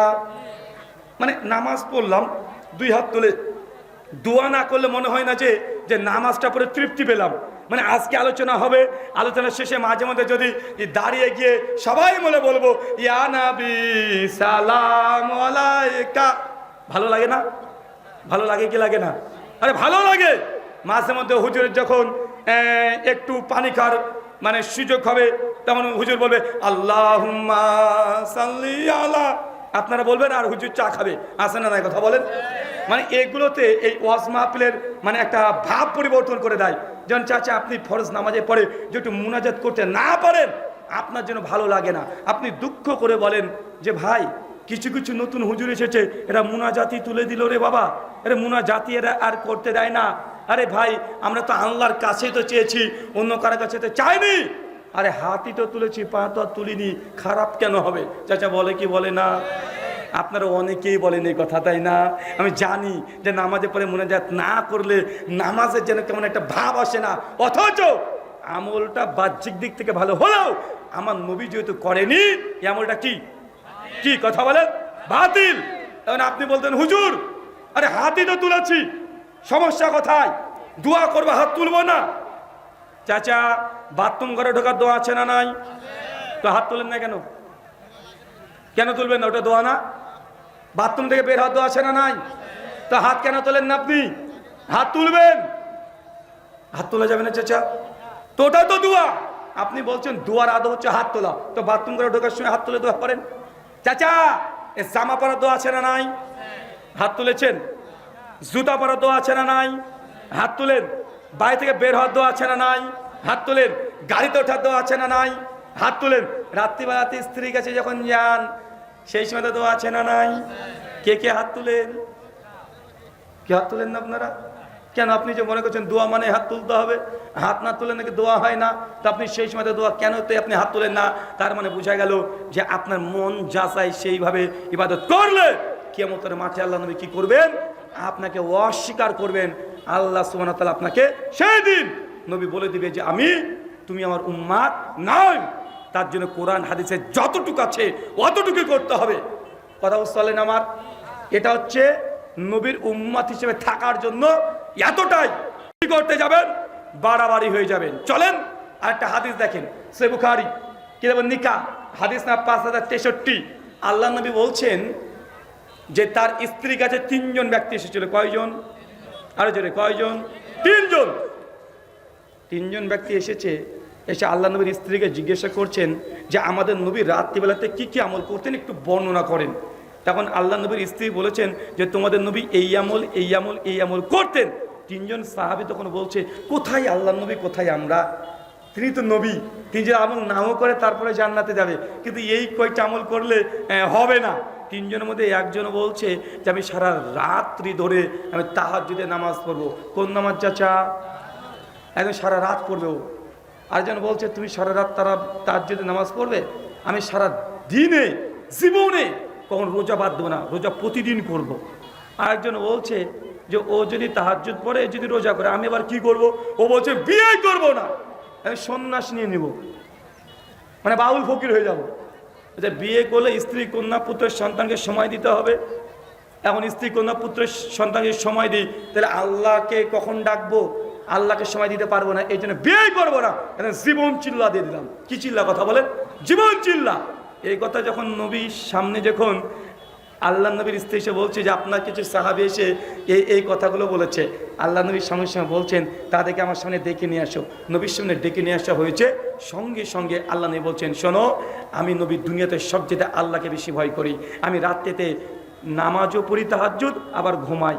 আমি বিবাহ করেছি, আবার স্ত্রীকে সময়ও দিই। আমি রোজা পালনও করি, মাঝে মধ্যে রোজা ছেড়েও দিই। ফামান রাগিবান সুন্নাতি ফালাইসা মিন্নি, যে ব্যক্তি আমার এই সুন্নাতের উল্টো কাজ করবে সে আমাদের দলভুক্ত না। চাচা আমার দিকে লক্ষ্য করেন, বলেন তো ওই যে সাহাবী কি বলেছিল? প্রথম কি করবে? সারা রাত কি তাহাজ্জুদ। বলেন সারা রাত তাহাজ্জুদ পড়া কি খারাপ কাজ? আরেকজন কি বলেছে? সারা জীবন কি পালন করবে? রোজা রাখবে। রোজা রাখা খারাপ কাজ। কিন্তু আল্লাহ নবী এই কথা কেন বললেন? ফামান রাগিবান সুন্নতি ফালাইসা মিন্না, যে ব্যক্তি আমার সুন্নাতের উল্টো কাজ করবে সে আমাদের দলভুক্ত নয়। কারণ আল্লাহ নবী রাত্রিতে তাহাজ্জুদে নামাজ পড়েছে, আবার রাত্রিবেলাতে কিছু সময় ঘুমিয়েছে। বলেন ঘুমটা মুমিনের ইবাদত কি ইবাদত নয়? ঘুমটা মুমিনের ইবাদত। আল্লাহ নবী রাত্রে যেমন তাহাজ্জুদে নামাজও পড়তেন, আবার ঘুমাতেন। সহিহ বুখারীর 160 নম্বর হাদিস, আম্মা আয়েশা বলছেন যে আল্লাহ নবী তাহাজ্জুদে নামাজ পড়তেন, পড়ার পরে দেখতাম যে বেলাল ফজরের আজান দিত। যখনই আজান দিত আল্লাহ নবী ফজরের 2 রাকাত সুন্নাত নামাজ পড়ে সঙ্গে সঙ্গে আমার পাশে তিনি ডান কাত হয়ে তিনি শুয়ে পড়তেন। আর আমি যদি জেগে থাকতাম, নবী আমার সঙ্গে গল্প করতে শুরু করে দিতেন। তারপরে ফজরের জন্য আস্তে আস্তে মসজিদে যেতেন। তার মানে আমাদের নবী তিনি রাত্রিবেলাতে নামাজও পড়তেন, রাত্রিবেলা আবার কিছুক্ষণ ঘুমিয়ে থাকতো। কেউ যদি বড় বুজুর্গি দেখাতে গিয়ে বলে যে না আমি সারা রাত তাহাজ্জুদের নামাজ পড়বো, আমি অনেক বড় আল্লাহর ওলি, রাত্রিবেলাতে ঘুমাবো না, সারা রাত কোরআন মাজিদ পড়বো, তাসবিহ তাহলিল জিকির আজকার করবো, সারা রাত তাহাজ্জুদে দাঁড়াবো, এটা জায়েজ না? না জায়েজ? নেকি হবে না গুনাহ হবে? কারণ ইসলাম ওই সমস্ত ধর্মের মতো নয় যে বউ ছেলে মেয়েকে ত্যাগ করে দিয়ে বাপের দায়িত্ব, ছেলের দায়িত্ব, প্রতিবেশীর দায়িত্ব, বন্ধুকে ছেড়ে দিয়ে জঙ্গলে গিয়ে নাঙ্গা হয়ে ও ভাই ওই সংসার ধর্ম ত্যাগ করে দিয়ে জঙ্গলে গিয়ে একটা চোরও ও সাধু হয়ে যেতে পারে। ওটা ধর্ম নয়। ধর্ম কোনটা? যে বাপের হক রক্ষা করবা, মায়ের হক রক্ষা করবা, শ্বশুর শাশুড়ি স্বামী স্ত্রী ছেলে মেয়ে প্রতিবেশী সবার হক রক্ষা করে তুই আল্লাহকে কতটুকু সময় দিচ্ছ, এটাই তোমার পরীক্ষা। জঙ্গলে গিয়ে কাজ কাম ফেলে দিয়ে উলঙ্গ অবস্থায় ধর্ম পালন করতে ও চোরও পারে। পারে কি পারে না? কথা বলেন। মানে ধার্মিক কি জানেন? মানে বিয়ে আপনাকে করাই লাগবে, বিয়ে না করলে ধার্মিক হওয়া যাবে না, আমি এটা মনে করি। কেন? কারণ যার বউ নাই ও বেটা পৃথিবীর কিছু বুঝেইনি। পরীক্ষা তো স্ত্রীর কাছে। কার কাছে পরীক্ষা? কোথায় পরীক্ষা? মানে আপনি স্ত্রীকে সামনে বসে থাকবেন, আপনার স্ত্রী আপনাকে গালি দিবে, উল্টা পাল্টা বলবে, আর বারবার বলবে যে তোমার মতো লোকের সঙ্গে সংসার করে গেলাম, অন্য কোনো মেয়ে হলে জীবনে তোমার সঙ্গে সংসার করতো না। মানে আপনি কোনো ভুল করেননি, তারপরে কথা বলবে। কিন্তু আপনি একজন ধার্মিক, আপনি শুধু মিসকি মিসকি হাসবেন আর মনে মনে বলবেন যে আল্লাহ আমার বউটাকে তুমি একটু ঠান্ডা করো, ঠান্ডা করো। মানে এই সময় নিজেকে ঠান্ডা রাখা, মেজাজকে ঠান্ডা রাখা, এটা 2 রাকাত নামাজের চেয়ে বেশি কঠিন কাজ। এটা হচ্ছে বড় ধার্মিক। এটা কি কথা বলেন?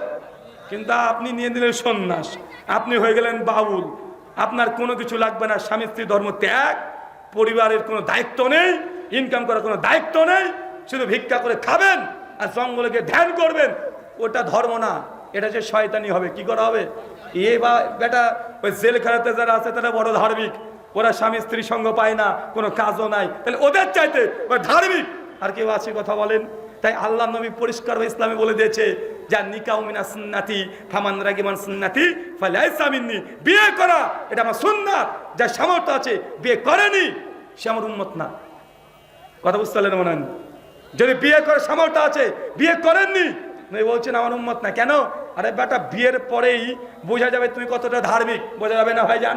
গোটা সংসার ঠেলা সামলিয়ে বাপের দায়িত্ব, মায়ের দায়িত্ব, শ্বশুর শাশুড়ি সবাইকে খুশি রেখে তুমি ভালো থাকবা, এটাই হচ্ছে মূলত পরীক্ষা।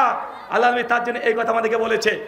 সম্মানিত শুধু আমি মনে করছি আপনাদের মানসিকতা বা মন ওই বাইরে চলে গেছে, মানে কাকে তুলে নিয়ে চলে গেছে ওই জন্য না। হ্যাঁ, আপনারা ঠিক আছেন? ওই পেছনে কিছু মানুষ চলে গেছে, ভাবছেন যে কি হলো, ওই কি হলো টেনশন করেন না, যা হয়েছে হয়েছে। কাকে মানে নিয়ে চলে গেছে নাকি? হ্যাঁ, 3 তার মানে বোঝা গেল নবীর যদি উম্মত কারা নয়, যারা ধর্মের মধ্যে সীমা লঙ্ঘন করেছে, বাড়াবাড়ি করেছে, ধর্মে যা নাই সেটা পালন করেছে, সেটা ভালো হলেও সেটা ভালো না। কিছু এবার কমন কিছু উদাহরণ দিব যেগুলো আল্লাহ নবী নিষেধ করেছেন ডাইরেক্ট। 3 আবু দাউদ 3180 নম্বর হাদিস। কিছু কিছু মানুষকে দেখবেন, ছেলে মানুষ, পুরুষ মানুষ দেখবেন দাড়ি চাচ্ছে আর গোপটাকে রেখে দেয়, আছে না নাই? এটা মোটা করে গোপ রেখে দিয়েছে, দেখে রাবণের মতো মনে হয়, আছে না? মানে এরকম পাকিয়ে গোপ রেখে দিয়েছে। আল্লাহ নবী বলছেন যে বেটা গোপ রাখে লাইসা মিন্না, সে আমার উম্মাত না। এখন মুসলমান এরকম গোপ রাখবেন? যদি রাখেন নবীর সঙ্গে আপনার কোনো সম্পর্ক নেই। সহিহ বুখারী 5802 নম্বর হাদিস। আল্লাহ নবী বলছেন প্রত্যেক নবীর 5খানা কমন সুন্নাত আছে। তার মধ্যে 1 দাড়িটাকে বড় রাখা, গোপটাকে ছোট করা। ভাই রবীন্দ্রনাথ ঠাকুর উনারও দাঁড়িয়ে আছে, আমি যত বড় পায়জামা পরেছি আমার চেয়ে বড় জুব্বা পরতেন, পরে কি পরে না? কথা বলেন। আমার দেশের নরেন্দ্র মোদীজি উনারও দাঁড়িয়ে আছে, আছে না নাই? তো মুসলমানের দাড়ি আরেকজন হিন্দু ভাইয়ের দাড়ির মধ্যে পার্থক্য আছে না নাই? পার্থক্য আছে। কি? মুসলমান দাড়ি রাখে, গোপটাকে ছোট করে। কেন? কারণ গোপ যদি বড় হয়ে যায়, খাবার টাবার খাবেন, ব্যাকটেরিয়া ভাইরাস সব সময় নাক থেকে বেশি ব্যাকটেরিয়া ভাইরাস পরে বের হয়, কি হয় না? বের হয়। এই জন্য স্বাস্থ্য সচেতনার কারণে আল্লাহ নবী জানিয়ে দিয়েছেন গোপটাকে ছোট করো, যতটা বড় ছোট করো, গোপ যেন বড় না হয়। তো রবীন্দ্রনাথ ঠাকুরেরও দাঁড়িয়ে আছে, আমারও দাঁড়িয়ে আছে, উনারও জুব্বা আছে, আমারও জুব্বা আছে। তার মানে কি পার্থক্য নাই? পার্থক্য আছে। আল্লাহ নবী বলেছেন মুসলমান তুমি দাড়িটাকে বড় রাখবা, গোপটাকে ছোট করবা। আর তুমি করেছো কি? নবী যা বলেছে তার উল্টো করেছো। তুমি দাড়িটাকে চেয়েছে, গোপটাকে বড় করেছো। তার মানে তুমি নবীকে মেনেছো না ওই রাবণকে মেনেছো? তো তুমি কার সঙ্গে তোমার হাসর হবে? রাবণের সঙ্গেই হবে। কার সঙ্গে হবে? মানে যত বড় বদ মানুষগুলো আছে তাদের সঙ্গে আপনার হাসর হবে। আল্লাহ নবী এই জন্য বলছেন যারা গোপকে মোটা রেখেছে, দাড়িগুলোকে চেঁচে ছোট করে দেয়, ফালাইসা মিন্না, সে আমাদের দলভুক্ত না। সে মুসলিম 4 নম্বর পয়েন্ট, হাদিস নম্বর 101, কিতাবুল ঈমান। আল্লাহ নবী বলছেন মান গাশশানা ফালাইসা মিন্না। শোনো, আমার উম্মত কেউ যদি প্রতারণা করে, কি করে?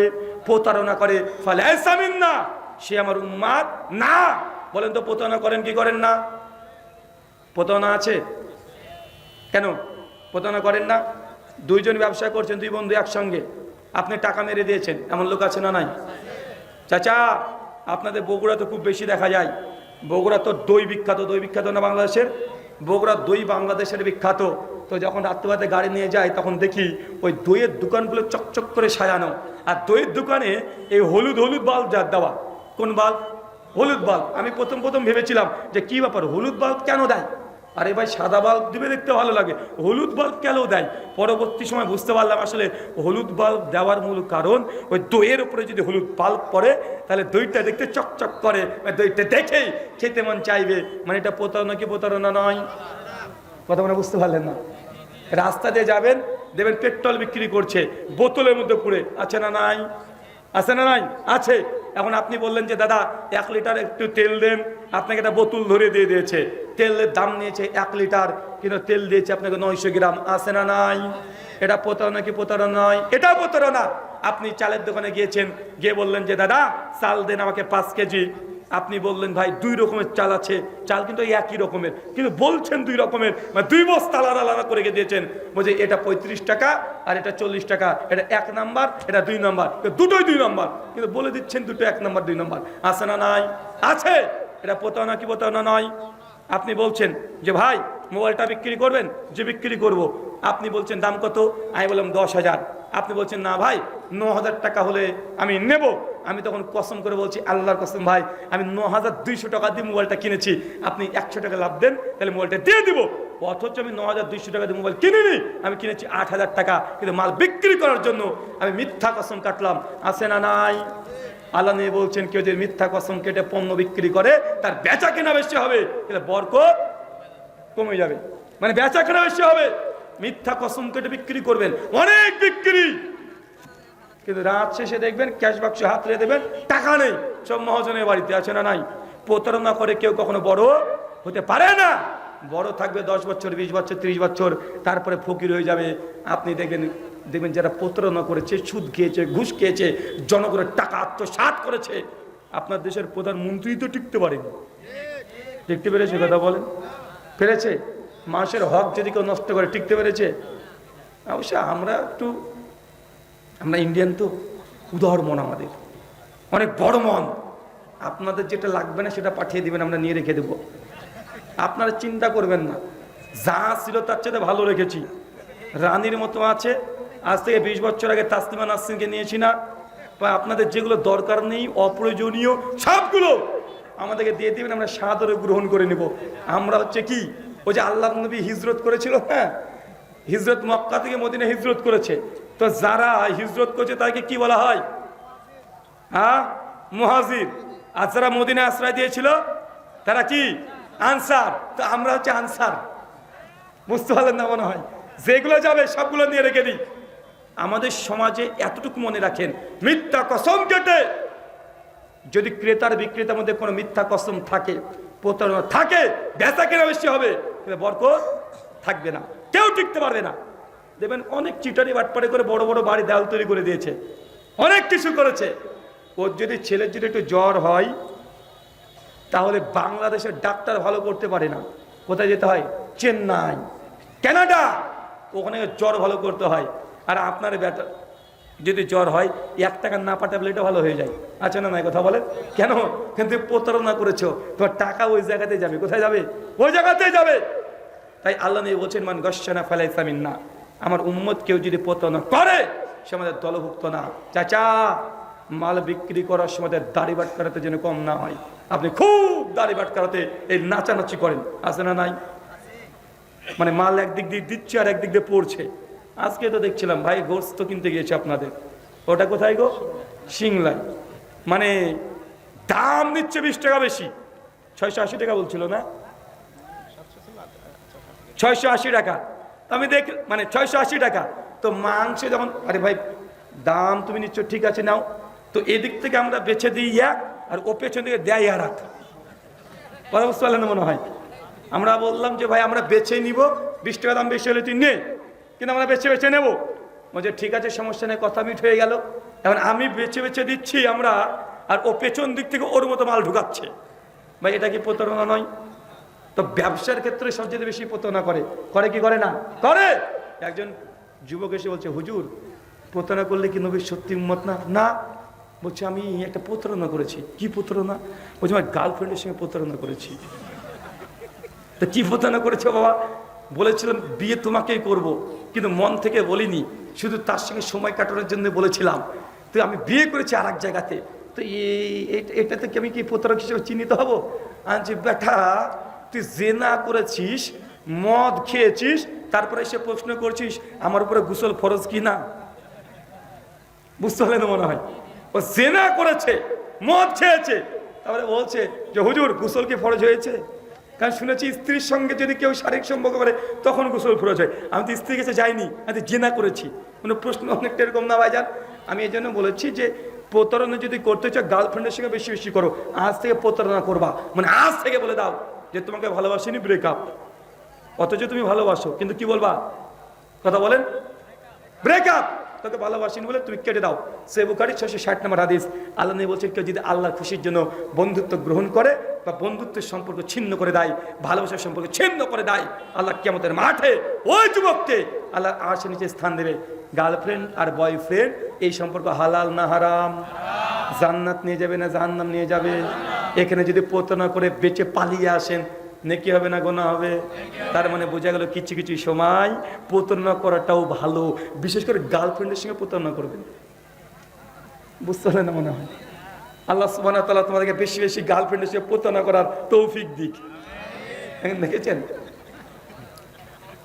তারপরে শুনেন, শুধু আমি একটা জায়গায় অনুমতি দিয়েছি, কোথায়? ব্রেকআপ। কি বলেছি? যে তোমাকে আমি ভালোবাসি, আসলে ভালোবাসেন কিন্তু ভালোবাসি না, ব্রেকআপ বলে সম্পর্ক ছিন্ন করে চলে আসেন। কিন্তু তুমি প্রতারণা করে আবার অন্য জায়গাতে যেও না, জানো আমার মানে অন্য কিছু ভেবো না যে গার্লফ্রেন্ডের সে গোটাটা প্রতারণা করা জায়েজ, মানে এতটুকু ভালোবাসেন কিন্তু ভালোবাসেন না বলছেন, মানে এখান থেকে শুধু বাচ্চার জন্য, কার জন্য? আল্লাহর জন্য। এটা হারাম সম্পর্ক, এই হারাম থেকে বাঁচবেন, আল্লাহ সুবহানাহু ওয়া তাআলা আপনার রিজিকেও বারাকা দান করবেন। কয়টা আমল বলেছি চাচা নবীর উম্মত থেকে খারিজ হয়ে যাওয়ার জন্য? 3টে। আর একটা সুনান আবু দাউদ 2175 নম্বর হাদিস। জি, এটা আপনাকে শুনতে হবে। আল্লাহ নবী বলছেন, কোন স্বামী স্ত্রীর মধ্যে যদি তৃতীয় পক্ষ চলে আসে, কি চলে আসে? তৃতীয় পক্ষ এসে স্বামী স্ত্রীর মধ্যে দ্বন্দ্ব লাগিয়ে দেয়, ঝামেলা লাগিয়ে দেয়, সংসারে অশান্তি লাগিয়ে দেয়, নবী বলছেন ফালাইসা মিন্না, সে আমাদের দলভুক্ত না। চাচা এমন আছে না নাই? স্বামী স্ত্রী খুব ভালো সংসার করছে, আর পাড়ার কিছু কুটনি বুড়ি আছে, আছে না? এসে খোঁচাখুচি করবে, এই তোর শাশুড়ি ওই, কেন তোর ননদ ওই কথা বললো, কেন ওই কথা বললো, এসে ঝামেলা লাগাইতে লাগে না? মায়েদেরকে বলি, যারা নতুন বিবাহ করেছেন, বোনেদেরকে একটা পরামর্শ, আমি তোমাকে পরামর্শ একটা দিয়ে যাই, এই পরামর্শ তুমি কাজে লাগাবে। এক, যখন বিয়ে তোমার হয়ে গেছে, বিয়ের পরের দিন থেকে তুমি তোমার নিজের মায়ের কথা আর খালার কথা শুনবে না, তোমার শ্বশুর বাড়ির পক্ষে বা বিপক্ষে। কি বললাম? বুঝতে পারেন না মনে হয়? মায়ের কথা আর খালার কথা মেয়েরা শুনতে পাবে না। কখন? বিয়ের পরে। কেন? মা আর খালা এ দুজন হচ্ছে মেয়ের ঘরে মেয়েকে মানে শুধু পাঠিয়েছে, ওই সংসার ওরা করতে চায়। করতে চায় কি চায় না? কথা বলেন। তোর শাশুড়ি কেন উঠবে না? তোর শাশুড়ি তো কাজ করতে পারে, তোর ননদ এটা করতে পারে, তোর ননদ কি লাশ সাহেবের বেটি হয়ে গেছে নাকি? আমার মেয়ে কি বানের জন্য ভেসে এসেছে নাকি? তুই কেন ঝাড় দিবি? ও তো দুটো ঘর ঝাড় দিতে পারে। এই খোঁচাখুচি করে কি করে না? তাই বোনেদেরকে বলি, তুই সংসার টিকিয়ে রাখতে চাও, তোর মায়ের কথা, খালার কথা, তোমার শ্বশুর বাড়ি প্রসঙ্গে একটা কথা শুনবে না। যদি শুনতে গিয়েছো, এ বিয়ে 1 বছর টিকবে না। অধিকাংশ তালাক ডিভোর্স যেগুলো হয় শুধুমাত্র মেয়ের বাড়িতে মেয়ের মায়ের মাতব্বরি করার জন্য। কথা মানে বুঝতে পারেননি? তাই সাবধান, এখানে সাবধান, সচেতন থাকতে হবে।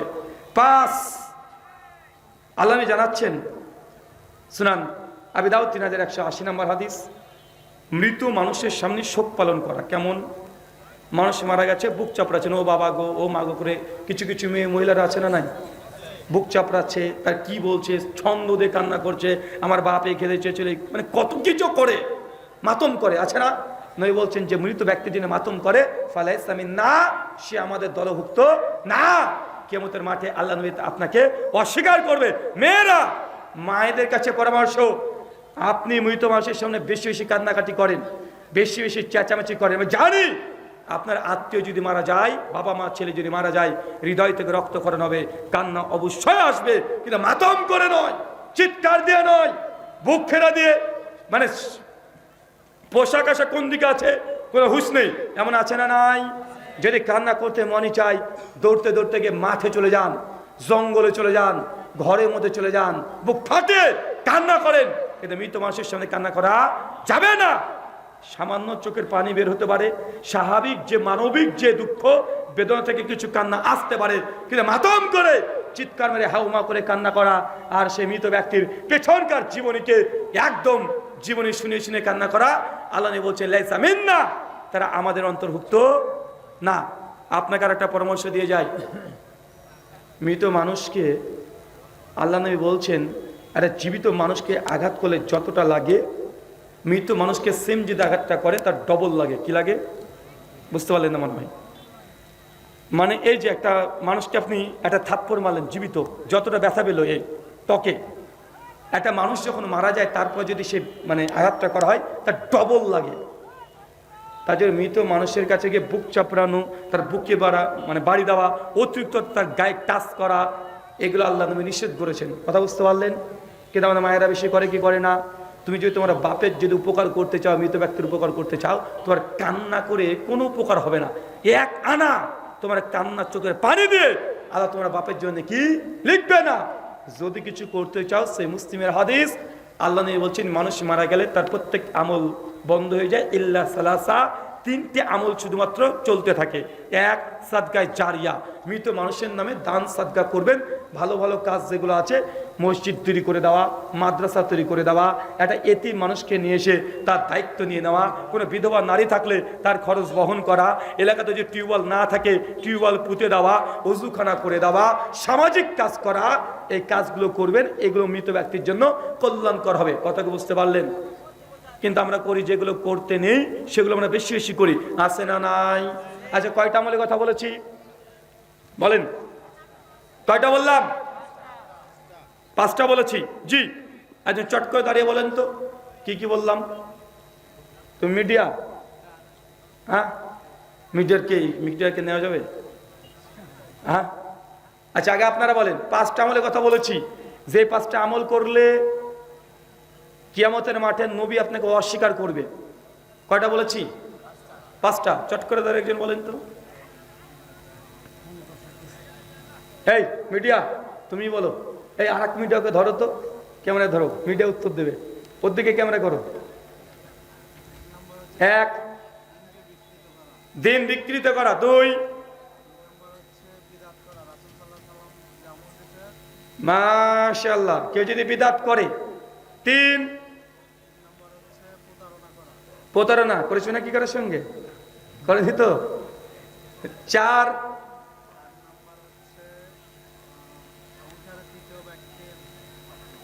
স্বামী স্ত্রীর মধ্যে ভাঙন ধরানো ব্যক্তি। 5,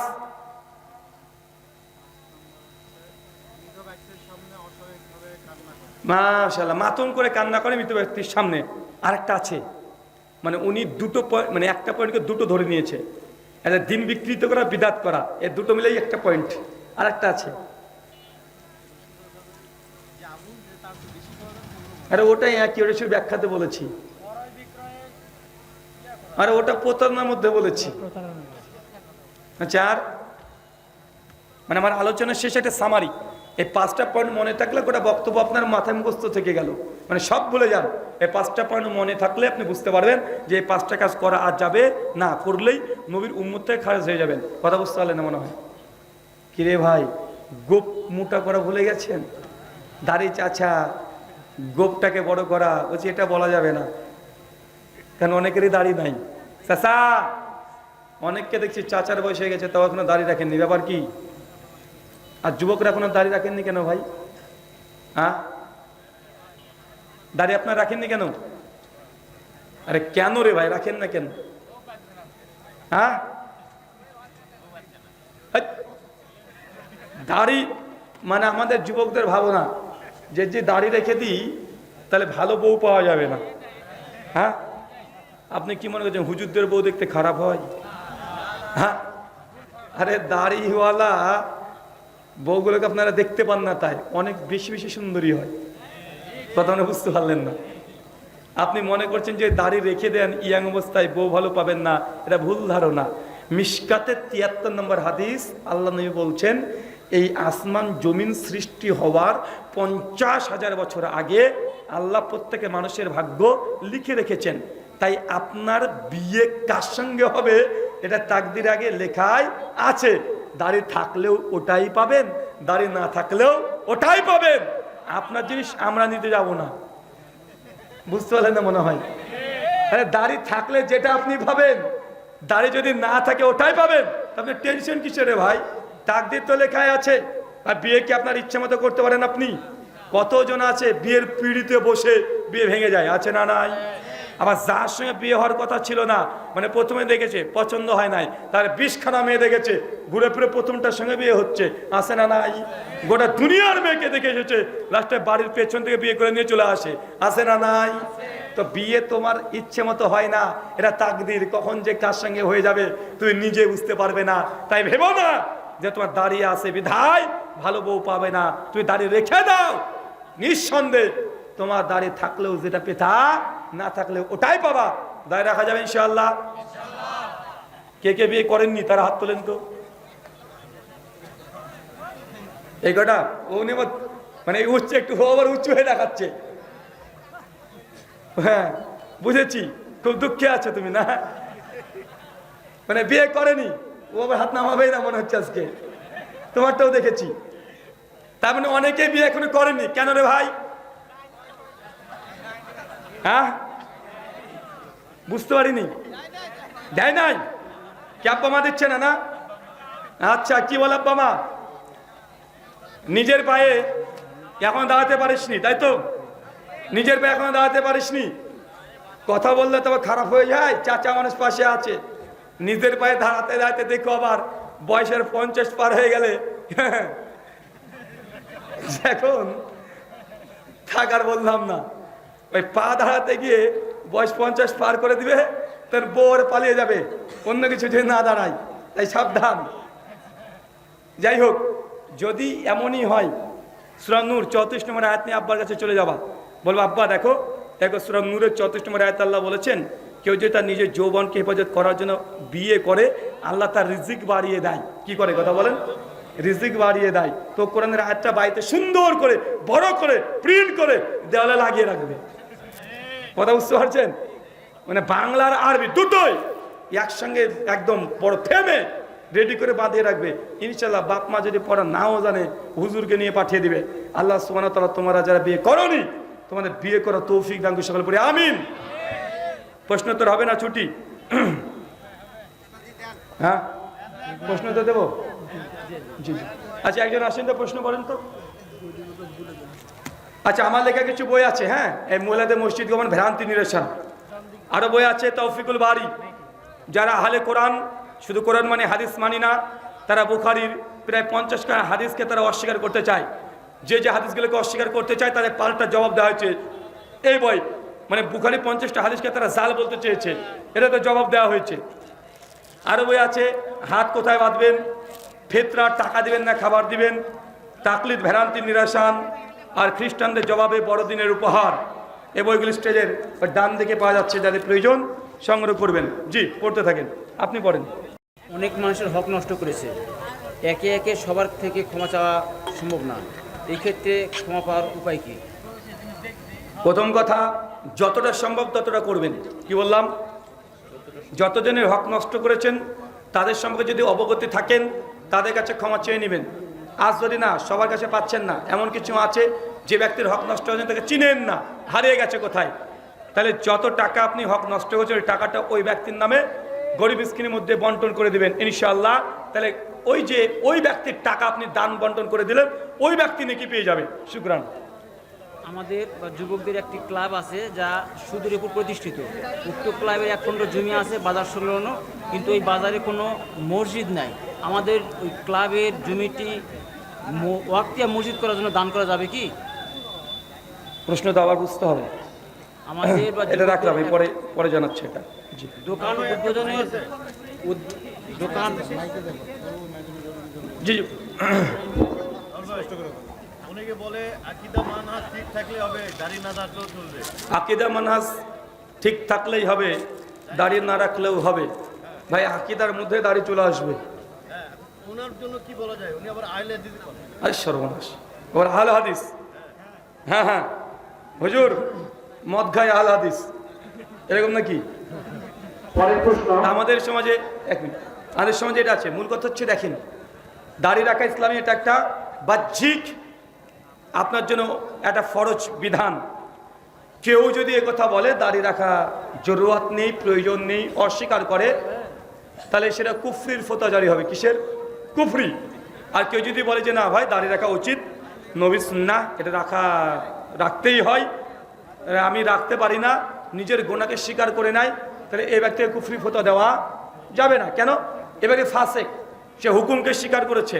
কিন্তু কেউ যদি কটূক্তি করে তাহলে কি হবে? সে কুফরি করছে। তার জন্য কেউ যদি বলে আকীদা মানহাজ ঠিক থাকলেই হবে, দাড়ি রাখার দরকার নেই, তো ন্যাংটায় ঘুরে বেড়াও। হ্যাঁ, আকীদা মানহাজ ঠিক রেখে ন্যাংটায় ঘুরে বেড়াও। পোশাকটাও তো পোশাক, তাই না? পোশাক নাভি থেকে হাঁটু পর্যন্ত পোশাক, তাই নাভি থেকে হাঁটু উন্মুক্ত করতে ঘুরে বেড়াও। তোমার আকীদা মানহাজ ঠিক আছে, ফেরেশতা দেখবে তোমার কবরে কিভাবে সাইজ করে। জি, দোয়ার পর 2 হাত মুখে নিয়ে মাসও করা যাবে কি? সুনান আবু দাউদ 1488 নম্বর হাদিস, কিতাব দোয়া।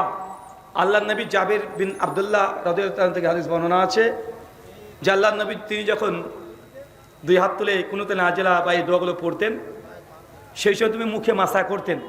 শেখ আল্লামা নাসিরুদ্দিন আলবানী রাহিমাহুল্লাহ এই হাদিসের সনদকে সহিহ বলেছেন। তবে আমার যতটুকু তাহাকিক আমি করেছি, এই হাদিসের মান জয়ীফ নয়, হাসান লি গয়রিহি কমপক্ষে 3টে সনদ পাওয়া যায়। শেখ শোয়েব আরনাউত তার সুনান আবু দাউদের তাহাকিকে হাদিসকে হাসান লি গয়রি বলেছেন। হাফেজ জুবার আল ইসরাঈল রাহিমাহুল্লাহ তার সুনান আবু দাউদের তাহাকিক 1488-তে তিনি হাদিসকে হাসান লি গয়রি বলেছেন। শেখ ইরশাদুল হক আল আসারি হাফেজাহুল্লাহ, যার ব্যাপারে শেখ নাসিরুদ্দিন আলবানী রাহিমাহুল্লাহ তার সিলসিলা হাদিসুস সহিহার মধ্যে আলোচনা করতে গিয়ে বলছেন, আল্লামা আল মুহাক্কিক আল মুহাদ্দিস হাফেজ ইরশাদুল হক আসারি, মানে আমি যার রেফারেন্স দিচ্ছি, মানে আপনারা হয়তো এনাদেরকে না চিনতেও পারেন, তার জন্য বলছি আল্লামা আলবানী রাহিমাহুল্লাহ ইরশাদুল হক আসারিকে তিনি উস্তাদ বলে সম্বোধন করেছেন। তার সহিহার মধ্যে তিনার একটা মাকালাত আছে গোটা শুধু এই হাদিসের উপরে, দীর্ঘ আলোচনা, প্রায় 40 পৃষ্ঠা ধরে তিনি তাহকিক এবং তাখরিজ করেছেন এবং তিনি সিদ্ধান্ত দিয়েছেন এই হাদিস জয়ীফ না, এই হাদিস হাসান লি গয়রিহি। অতএব কেউ যদি দোয়ার পরে মুখ মাসা করে বিদআত ফতোয়া ঠিক নয়, তবে এটা করতে হবে, না করলে হবে না, দোয়ার অংশ এমন মনে করা যাবে না। তবে কেউ যদি করে তাকে বেদাত বলা যাবে না, জাস্ট একটা মুস্তাহাব আমল। কি আমল? মুস্তাহাব আমল। কেন? নবী থেকে প্রমাণিত নয় আমলটা, সাহাবী থেকে প্রমাণিত। কথা বুঝতে পারলেন? তাই সাহাবীদের কোনো আমলকে বেদাত বলা যাবে না। নবী থেকে করলে হয় সুন্নাত, সাহাবীদের আমল আছে, সেক্ষেত্রে জাস্ট আমরা এতটাই বলতে এটা মুস্তাহাব, করলে নাকি বা গুনাহ এর মধ্যে আমার যাওয়া দরকার নেই, জায়েজ, বেদাত হবে না। শুকরান। দোকান উদ্বোধন উপলক্ষে কোরআন খতম ও হুজুর দ্বারা দোয়া করা যাবে কিনা? কিসের উপলক্ষে? দোকান উদ্বোধনী উপলক্ষে হুজুরকে নিয়ে গিয়ে সূরা ফাতিহা বা অন্য কিছু পড়তে পারবেন কি পারবেন না, প্রয়োজন নেই। সূরা ফাতিহা আপনার জানা আছে না? আছে না? নাই? আপনি পড়বেন, বিয়ে আপনি করবেন, সন্তান আয়োজন করে দিলে হবে? হ্যাঁ, দোকান আপনার, বাড়ি আপনার, আপনি যদি জানাই তাকে আপনি করেন। এত হুজুরের উপরে ডিপেন্ডেন্ট কেন? সব কিছুতে হুজুর ডাকতে হবে? হুজুরের সবসময় বাসরাতে নিয়ে বসিয়ে রাখবেন নাকি? সব পাগল কোথাকার, এগুলো আপনার কাজ, আপনি করবেন। এক বৈঠকে স্ত্রীকে 3 তালাক দেওয়া, এক বৈঠকে বউকে 3 তালাক দেওয়া যাবে কি যাবে না? আপনার বউ, আপনার ইচ্ছা, আমি কি বলবো রে ভাই? বউ কি আমার নাকি? শোনেন, এক বৈঠকে কেউ যদি 3 তালাক দেয়, তা তালাকে সালাসা ওয়াহিদা, সহিহ মুসলিমের হাদিস, 3 তালাক এক মজলিসে দিনে 3 নয়, তা 1 তালাকই হবে। কিছু কিছু আমাদের ভাইয়েরা বলে, কেন রে ভাই, 3 বার যদি তুমি একটা মানুষকে গুলি মারো তো কয়টা গুলি লাগবে? 1 বার না 3 বার? অবশ্যই 3 বার। আমার কিউট বয় এ কথাই বলেছে, আমার কিউট বয় বলছে 3 বার যদি তালাক দেয় এক বৈঠকে, তা 3 তালাকই হয়ে যাবে। যেমন 1 2 3 কবার মেরেছি? 3 বার। তো এটা একবার হবে নাকি? আমার কিউট বয় বলছে, আবরা সাহেব উনি বলছেন, আর আহলে হাদিসরা বলে যে 3 বার বউকে তালাক দিয়েছে কিন্তু 1 বার বলছে। তার মানে আহলে হাদিসরা এরা গুনতেও জানে না। চাচা, আমার কিউট বয়কে আমি বলেছিলাম, তুমি যখন বিয়ে করতে গিয়েছিলে, সিলেটের মানুষ তো তুমি, বিয়ের সময় তো সিলেটেই করবে। তো আমার কিউট বয় যখন তার বউকে বিয়ে করতে গিয়েছিল, সেই সময় হুজুর যখন এসে বলেছিল যে অমুকের মেয়ে এত টাকা দেনে মোহরে তোমার সঙ্গে বিবাহ করতে ইচ্ছা পোষণ করেছে, কবুল বলেছে। তো কিউট বয়, তুমি কি এই বিবাহতে সম্মতি পোষণ করছো? তুমি কি বলেছিলে? জি আলহামদুলিল্লাহ কবুল। কিউট বয়, কবুল কয়বার বলেছে? 1 বার না 3 বার? 3 বার। তো বিয়ে কয়বার হয়েছে? 1 বার না 3 বার? তো এক মজলিসে 3 বার যদি কবুল বলে এক বিয়ে হয়, তো এক বৈঠকে 3 বার তালাক দিলে কেন 3 তালাক হবে? কেন এই বেনসাফি? কথা না বুঝতে পারলেন না? উনি বলছেন যে না, এক বৈঠকে 3 তালাক দিলে 3 তালাক হয়ে যাবে। এক বৈঠকে 3 তালাক দিলে 1 তালাক হবে না, বরং 3 তালাক হবে। তো আমি ধরেন কেউ যদি তার বউকে একসঙ্গে এক মজলিসে 100 তালাক দেয়, কয় তালাক হবে? আরে এটা তো আমরা বলবো একটা, ওরা কয়টা বলবে? 3টা। তো 3টা কেন ভাই? দিয়েছে তো 100টা। 100টা তালাক হওয়ার কথা না? 100 তালাক দিয়েছে তো 100টা হওয়ার কথা।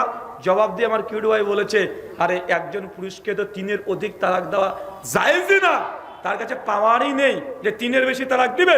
শরীয়তে ইজাজতই নাই 3-এর বেশি তালাক নাই। তার জন্য তুমি 1 কোটি তালাক দিলেও 3 তালাক হবে। এটা কিউড ভাইয়ের ব্যাখ্যা। আমার tit for tat antivenom. কিউড বয়, তোমাকেও এক মজলিসে একবারই তালাক দেওয়ার অধিকার দেওয়া হয়েছে, পাওয়ার দেওয়া হয়েছে। তুই যদি 1 কোটি তালাক দাও তো 1 তালাকই হবে। যেমন তুই 3-এর অধিক তালাক দিলে 3 তালাকের বেশি তুমি বলো না, তেমনি একইভাবে একজন পুরুষকে এক মজলিসে একবারই তালাক দেওয়া নবীর কথা সহিহ বুখারী মুসলিমের হাদিস দ্বারা প্রমাণিত। তাই এক বৈঠকে যদি 1 কোটি তালাক দেওয়া হয় 1 তালাক হবে। কথা কি ক্লিয়ার না ভেজাল আছে? জি। আহলে হাদিস বক্তাদের একত্রিত ও পুরো আহলে হাদিস সংগত হওয়ার উপায় কি? গোটা আহলে হাদিস কমিউনিটিকে এক করতে গেলে করণীয় কি? মনে রাখবেন, মতভেদ হওয়া এটা ইলমের লক্ষণ। কি হওয়া লক্ষণ? যারা মূর্খ তাদের মধ্যে কোনো মতভেদ হয় না, কারণ মূর্খ এই একজন বলবে সবার পেছনে ছুটবে। কথা বুঝতে পারলেন না মনে হয়? কথা বুঝেননি? এই যে গরু ছাগল ভেড়াকে দেখেন না, ভেড়া যদি একটা শিয়াল ডাকে তো সবাই হা হা করে ডাকতে শুরু করে। একটা ছাগল যদি আগে চলে যায় তার পেছনে পেছনে 100 ছাগল চলে যায়। যখন ইখতিলাফ হচ্ছে, ইখতিলাফ কেন হয়? তার মানে ইখতিলাফটা জ্ঞানী হওয়ার লক্ষণ। বুঝেননি মনে হয়? তাই উলামাদের মধ্যে যদি মতভেদ হয় তার মানে ইলমি ইখতিলাফ। এর মধ্যে জনগণ ঢুকবেন না। তোমাকে মাতব্বরি করে কমেন্টে গিয়ে কখন শেখ আব্দুর রাজ্জাক বিন ইউসুফের পক্ষে চলে যাবে, কখন বিপক্ষে চলে আসবে, কখন ডক্টর গালিব স্যারের বিপক্ষে চলে যাবে, কখন পক্ষে চলে আসবে, আরেকজন মুজাফফর বিন মুহসিনের পেছনে, কখন তুমি এর পেছনে। তোমাকে এর মধ্যে যাওয়ার দরকার নেই। কথা বুঝতে পারলেন না ভাইজান? রাজনীতি নেতাদের দ্বন্দ্বের মধ্যে সাধারণ জনগণ যদি ঢুকেছো তো তুমি মরবা, নেতার কিছু হবে না। আর হুজুরদের মতভেদের মধ্যে যে তুমি ঢুকেছো, তোমার জীবন শেষ, পরকালে শেষ। হুজুরদের কিছু হবে না। হুজুররা কিন্তু গোল টেবিলে বসে সবাই চা একসঙ্গে খাবে, সালাম মুসাফা সবই হবে, সব কিছুই চলবে, কিন্তু বিপদে কিন্তু তুমি বেটা পড়বে। কথা বুঝতে পারলেন না মনে হয় ভাই? তাদের ব্যক্তিগত সমস্যা, স্বামী স্ত্রীর মধ্যেই তো সংসার চলে না, চলে নাকি? 10 বছর সংসার করার পরে তালাক হয়ে যায়, বাচ্চা 3টা আছে, তারপরে ডিভোর্স হয়ে যায়, হয় কি হয় না? তো সংগঠন ছিল, এখন সংগঠন তাদের মনোমালিন্যের কারণে একসঙ্গে থাকতে পারেনি, 2টো হয়েছে, 10টা হোক, তোমার সমস্যা কোথায়? শুধু দেখো সংগঠনগুলো কাজ করছে কি করছে না। যে ইসলামের জন্য কাজ করে সব সংগঠনে আমরা আছি না নাই? যদি সংগঠন করে কেউ যদি ইসলামের দুশ্মনী করে তার সঙ্গে আমরা নাই। আপনাকে আমি এতটাই বলি, আপনার পরিবারে 2 ভাই, তুমি তো 2 ভাই এতদিন ভালোই ছিলে, বিয়ে করেছো যখন 2 ভাই, তারপর তোমাদের 3টে ঘর আলাদা আলাদা ভাগ করে নিয়েছো। এক বাড়িতে মায়ের পেটে 2 ভাই, এক বাড়িতে তুমি থাকতে পারো না, ঝামেলা দ্বন্দ্ব হয়ে গিয়ে তুমি ঘর সংসার আলাদা করে নাও। তো এত বড় আলাদা 4 কোটি, এর মধ্যে 60খানা দল হয়েছে, খুব কষ্ট হচ্ছে তোমার? হ্যাঁ, কষ্ট হচ্ছে? আরে কষ্ট না, আনন্দ করবেন। কি করবেন? বুঝতে পারলেন না মনে হয়? আরে দোকান যত বেশি হবে কাস্টমার তত বেশি আসবে। বুঝেননি মনে হয়? একটা মাঠের মধ্যে দোকান করেছেন, মাল বিক্রি হবে? হ্যাঁ, আপনি যদি একটা শহরের মধ্যে দোকান করেন, আরে ভাই শহরে বিক্রি হলে আপনারটাও হবে। আপনি যদি মোরা মাছ নিয়ে যান তাও বিক্রি হবে, আবার 4000 টাকা ইলিশ মাছ নিয়ে যান তাও বিক্রি হবে, কিন্তু আপনার এই জঙ্গলে হবে? কথা বলেন? বাজার যেখানে মাল সেখানে বিক্রি হবে। তাই সংগঠন আরো বেশ কেন হোক, কোনো সমস্যা নাই, তো কাজ করছেন কিনা তাই দেখেন। আর সাধারণ আমজনতা তোমরা আবার পেছনে লেগে যাবো না। কথা বুঝেন মনে হয়? কারণ উপর মহলে যা আছে সবাই ঠিকই আছে, এই নিচ মহলে বেশি আগুন ধরিয়ে দেয়। জি, ফাজালে আমল বই পড়ার পর হ্যাঁ, কি একজন ফাজালে আমল বই, ও আচ্ছা আচ্ছা, ওই বই পড়ার পর একজন বসে থাকে আর বাচ্চাকে গুলো জোর করে হয়তো একজন পালো যা ধরে নিয়ে আসে নামাজ পড়ানোর জন্য চলাচল হলো, তো নিয়ে আসলো। এটার নিয়মটা কি? ফাজালে আমল বই পড়া কি বলবেন? মাগরিবের নামাজ শেষ হয়ে গেছে, একজন যুবক দাঁড়িয়ে গেছে, আসসালামু আলাইকুম ওয়া রাহমাতুল্লাহ। মাগরিবের সুন্নাত নামাজের পর ঈমান এবং আমলের কথা হবে, আপনারা বসে থাকবেন, অনেক ফায়দা হবে ইনশাআল্লাহ, তাই তো? এরপরে একজন ফাজিল আমল নিয়ে বসে আর সবাই বসে থাকে, আলোচনা শোনে। এটা কতটা গ্রহণযোগ্য? প্রথম কথা হচ্ছে, যে ফাজিল আমলটা পড়ে এই ফাজিল আমলের মধ্যে অনেকগুলো ভেজাল আছে। কথা বুঝলেন না মনে হয়? এই ফাজলে আমলের আমার তাহকিকে 60% 60% ঘটনা, হাদিস, জয়ীফ, জাল, মৌজু, মুনগরা, বাজে, মিথ্যা রচনা করা হয়েছে। ফাজলে নামাজের 62 নম্বর পৃষ্ঠা দেখবেন, ঘটনা নম্বর 3 লিখে রেখেছি। একজন বুজুর্গ ছিলেন, তিনি 12 দিন এক অজুতে নামাজ পড়েছে। 12 দিন, চিন্তা করেছেন? 12 দিনও হাগু করেনি। আরে ভাই, হাগু করলে কি তার অজুতে আঁকবে? একটু ফুসফাস নিচ দিয়েও করেনি। কথা বুঝলেন না মনে হয়? 12 দিন স্ত্রীর কাছেও যায়নি। যাক, বুজুর্গ মানুষ যায়নি তো ভাই 12 দিনকে ঘুমাবে না? পৃথিবীর রেকর্ড এরকম নাই কেউ যে 12 দিন ঘুম না ঘুমিয়ে আছে। সর্বোচ্চ যা গিনিস বুকে নাম পাওয়া গেছে, 5 দিন না ঘুমিয়ে একটা মাস টিকতে পেরেছে। তো এই বেটা 12 দিন যদি এক অজুতে নামাজ পড়ে, তো 12 দিন তার মানে ঘুমায়নি কেন? ঘুমালে তার অজু থাকে না? অজু থাকে নাকি? তার মানে ঘটনা যে ডাহা, মিথ্যা, জাল, এটা বুঝতে কি আর বাকি আছে? না আপনাকে এই জন্য দাওরা হাদিস 10 বার দেওয়া লাগবে? না অ্যালবার্ট আইনস্টাইনের মতো জ্ঞান অর্জন করতে হবে? হবে না। ফাজলে আমল 167 নম্বর পৃষ্ঠায় লেখা আছে, ইমাম আবু হানিফা রাহিমাহুল্লাহ আল্লাহ সুবহানাহু ওয়া তাআলাকে 100 বার দেখেছে। কতবার দেখেছে? আল্লাহ কোরআনে বলছেন, লা তুদরিকুল আবসার, আমি আল্লাহকে চোখে দেখা যায় না। সূরা আনাম 103 নম্বর আয়াত।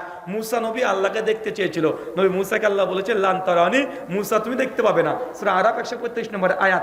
মুসাকে যখন আল্লাহ নূরের ঝলকানি দেখালো, মুসা সে উল্টে পড়ে গেল। নবী মুসা এত বড় নবী হয়ে আল্লাহকে দেখতে পায় না, আর তোমার ইমাম সাহেব উনি আল্লাহকে 100 বার দেখেছে? মানুষ না পায়জামা? মানে আপনাকে বলছি যে বিশ্বাস করে, যেগুলো পড়ে ফাজালে আমলের যদি বলতে যে অনেক আছে। ফাজালে হাস 142 নম্বর পৃষ্ঠা 10 নম্বর মানে ওয়াকিয়া মানে ঘটনা, ওখানে লেখা আছে একজন মুরিদ চলে গেল আল্লাহ নবীর রওজাতে মানে কবরে চলে গেল, হাউমাউ করে কাঁদলো যে ইয়া রাসূলুল্লাহ, আমি দীর্ঘ সফর করে এসেছি, এই কদিন কিছুই খেতে পাইনি, অনেক খিদা লেগেছে, কিন্তু আপনাকে সালাম দেওয়ার জন্য আমি মদিনাতে এসেছি। ইয়া রাসূলুল্লাহ, আমি অনেক ক্ষুধার্ত। এই করতে করতে করতে করতে বেচারা ঘুমে গেল। নবী আমার স্বপ্নে আসলেন, তাকে এসে রুটি দিলেন, তখন ও স্বপ্নের মধ্যে একটু রুটি খেয়েছে আর একটু হাতে এসে ঘুমটা ভেঙে গেছে। হাতের কাছে তখন একদম অর্ধেক রুটি তাজা হয়ে বসে আছে, আর সেই সময় আল্লাহ নবী হাত বের করে তাকে রুটি দিয়েছে আর ও গিয়ে চুম্মা দিয়েছে। এই ঘটনাতে বড় পীর আব্দুল কাদের জিলানী তিনিও ছিলেন ওই ভিড়ের মধ্যে, আর সঙ্গে 90,000 হাজিরা ছিল। কথা বুঝতে পারলেন না মনে হয়? মানে এই ঘটনা ঘটেছে 90,000 হাজির সামনে, ওখানে বড় পীর আব্দুল কাদের জিলানী ছিল, আর ওই মুরিদ নাকি নবীর হাতে চুম্বন করেছে। আমার প্রশ্ন, তুমি নবীকে চুম্বন করলে, বড় পীর আব্দুল কাদের জিলানী তার চুম্বন করলো না নবীকে? করেছে নাকি? করেনি। বলছে সেই সময় 90,000 হাজি ছিল, কিন্তু সেই যেই সময়কার ঘটনা 400 শতক, ওই সময় মক্কাতে 90,000 হাজি থাকতো না। কথা বুঝতে পারলেন না মনে হয়? ওই সময়তে 90,000 হাজি একসঙ্গে হজ করতেই পারতো না। মানে ঘটনা মেড ইন চায়না। এখন যদি ফাজলে আমলে যদি পোস্টমর্টম করতে চাই অনেক হবে। বলছি ইমাম আবু হানিফা রাহিমাহুল্লাহ মানে একজন বুজুর্গ, ইমাম আবু হানিফা রাহিমাহুল্লাহ তিনি 100 বার তিনি হজ করেছেন। তো ভাই হজ কি বছরে কয়বার ফরজ? বছরে একবার ফরজ। তো নবী ইমাম আবু হানিফা জন্মেছে 80 হিজরি, মৃত্যুবরণ 150 হিজরি, বেঁচেছে মানুষ 70 বছর, হজ হলো কিভাবে 100 বার? কথা বুঝলেন না মনে হয়? এখন গোটা যদি বলতে শুরু করি ফাজলে আমলের কত ভেজাল, যদি পোস্টমর্টম করতে শুরু করে দিই ঘন্টাব্যাপী লেগে যাবে। তো ওই দিকে না যাই, যত ফাজলে আমলের মানে একটু যদি জ্ঞান সহকারে পড়েন তাহলে দুর্গন্ধ অনেক পাবেন, তাই দূরে থাকবেন। কথা বুঝতে পারলেন না ভাইজান? যের মধ্যে মধ্যে হক আছে বাতিল আছে। অনেকে বলতে পারে ভাই ফাজলের মধ্যে কোরআনের আয়াতও আছে, সহিহ বুখারীর হাদিসও আছে, তো ঠিক আছে, তো কি হয়েছে, তাহলে কেন পড়তে পারবো না? ভাই যতটুকু হক আছে তার চেয়ে বাতিল বেশি আছে। সূরা বাকারা আয়াত নম্বর 219 আল্লাহ বলছে মদে মুনাফা আছে, মানে উপকার কল্যাণ আছে, কিন্তু ক্ষতিও আছে। আর মদ খাবেন? হুজুর মদ খেলে তো নেশা হয়, বেশি খাবো না, 2 সিপি খাবো, 1 পেক খাবো, নেশা হবে না। কারণ কোরআন বলছে মদ উপকার আছে, তার মানে কি মদ খাওয়া যাবে? কথা বলেন। সূরা আরাফ 157 নম্বর আয়াত আল্লাহ বলছেন নবীর কথা তাওরাতি ওয়া ইনজিল, তাওরাত ও ইনজিল এই গ্রন্থে নবীর কথা আছে। সূরা মাইদা আয়াত 44, 46, 67, সূরা বাকারা 179, সূরা আলে ইমরান 78, এই কটা আয়াত আল্লাহ বলছে তাওরাত জবর ইনজিল ইহুদিরা বিকৃত করেছে। তার মানে বোঝা গেল তাওরাত জবর ইনজিল বিকৃত। তো A to Z গোটা বিকৃত? কথা বলেন না। তাওরাতের মধ্যে নবীর কথা আছে, তাওহীদের কথা আছে, রিসালাতের কথা আছে, পরকালের কথা আছে, নবীর কমপক্ষে 50 খানা ভবিষ্যৎবাণী আছে। তার মানে কি এখন তাওরাত আমজনতা পড়তে পারবেন? হ্যাঁ, তাওরাত থেকে জ্ঞান নিতে পারবেন আমজনতা? না। কেন? ও তো হকও আছে বাতিলও আছে, তৌহিদও আছে শিরকও আছে, তা আম জনতা ওই বই পড়তে পারবে না। ঠিক একইভাবে ফাজলে আমলে হকও আছে বাতিলও আছে, সহিও আছে জয়ীফও আছে, তৌহিদও আছে শিরকও আছে, আম জনতা এই বই পড়তে পারবে না। কথা কি ক্লিয়ার না ভেজাল আছে? শুকরান, জাযাকাল্লাহ খায়রান, বারাকাল্লাহ ফিকুম, ওয়ামা আলাইনা ইল্লাল বালাগ। সুবহানাকাল্লাহুম্মা ওয়া বিহামদিক ওয়া আশহাদু আল্লা ইলাহা ইল্লা আনতা আস্তাগফিরুকা ওয়া আতুবু ইলাইক। আসসালামু আলাইকুম ওয়া রাহমাতুল্লাহি ওয়া বারাকাতুহু।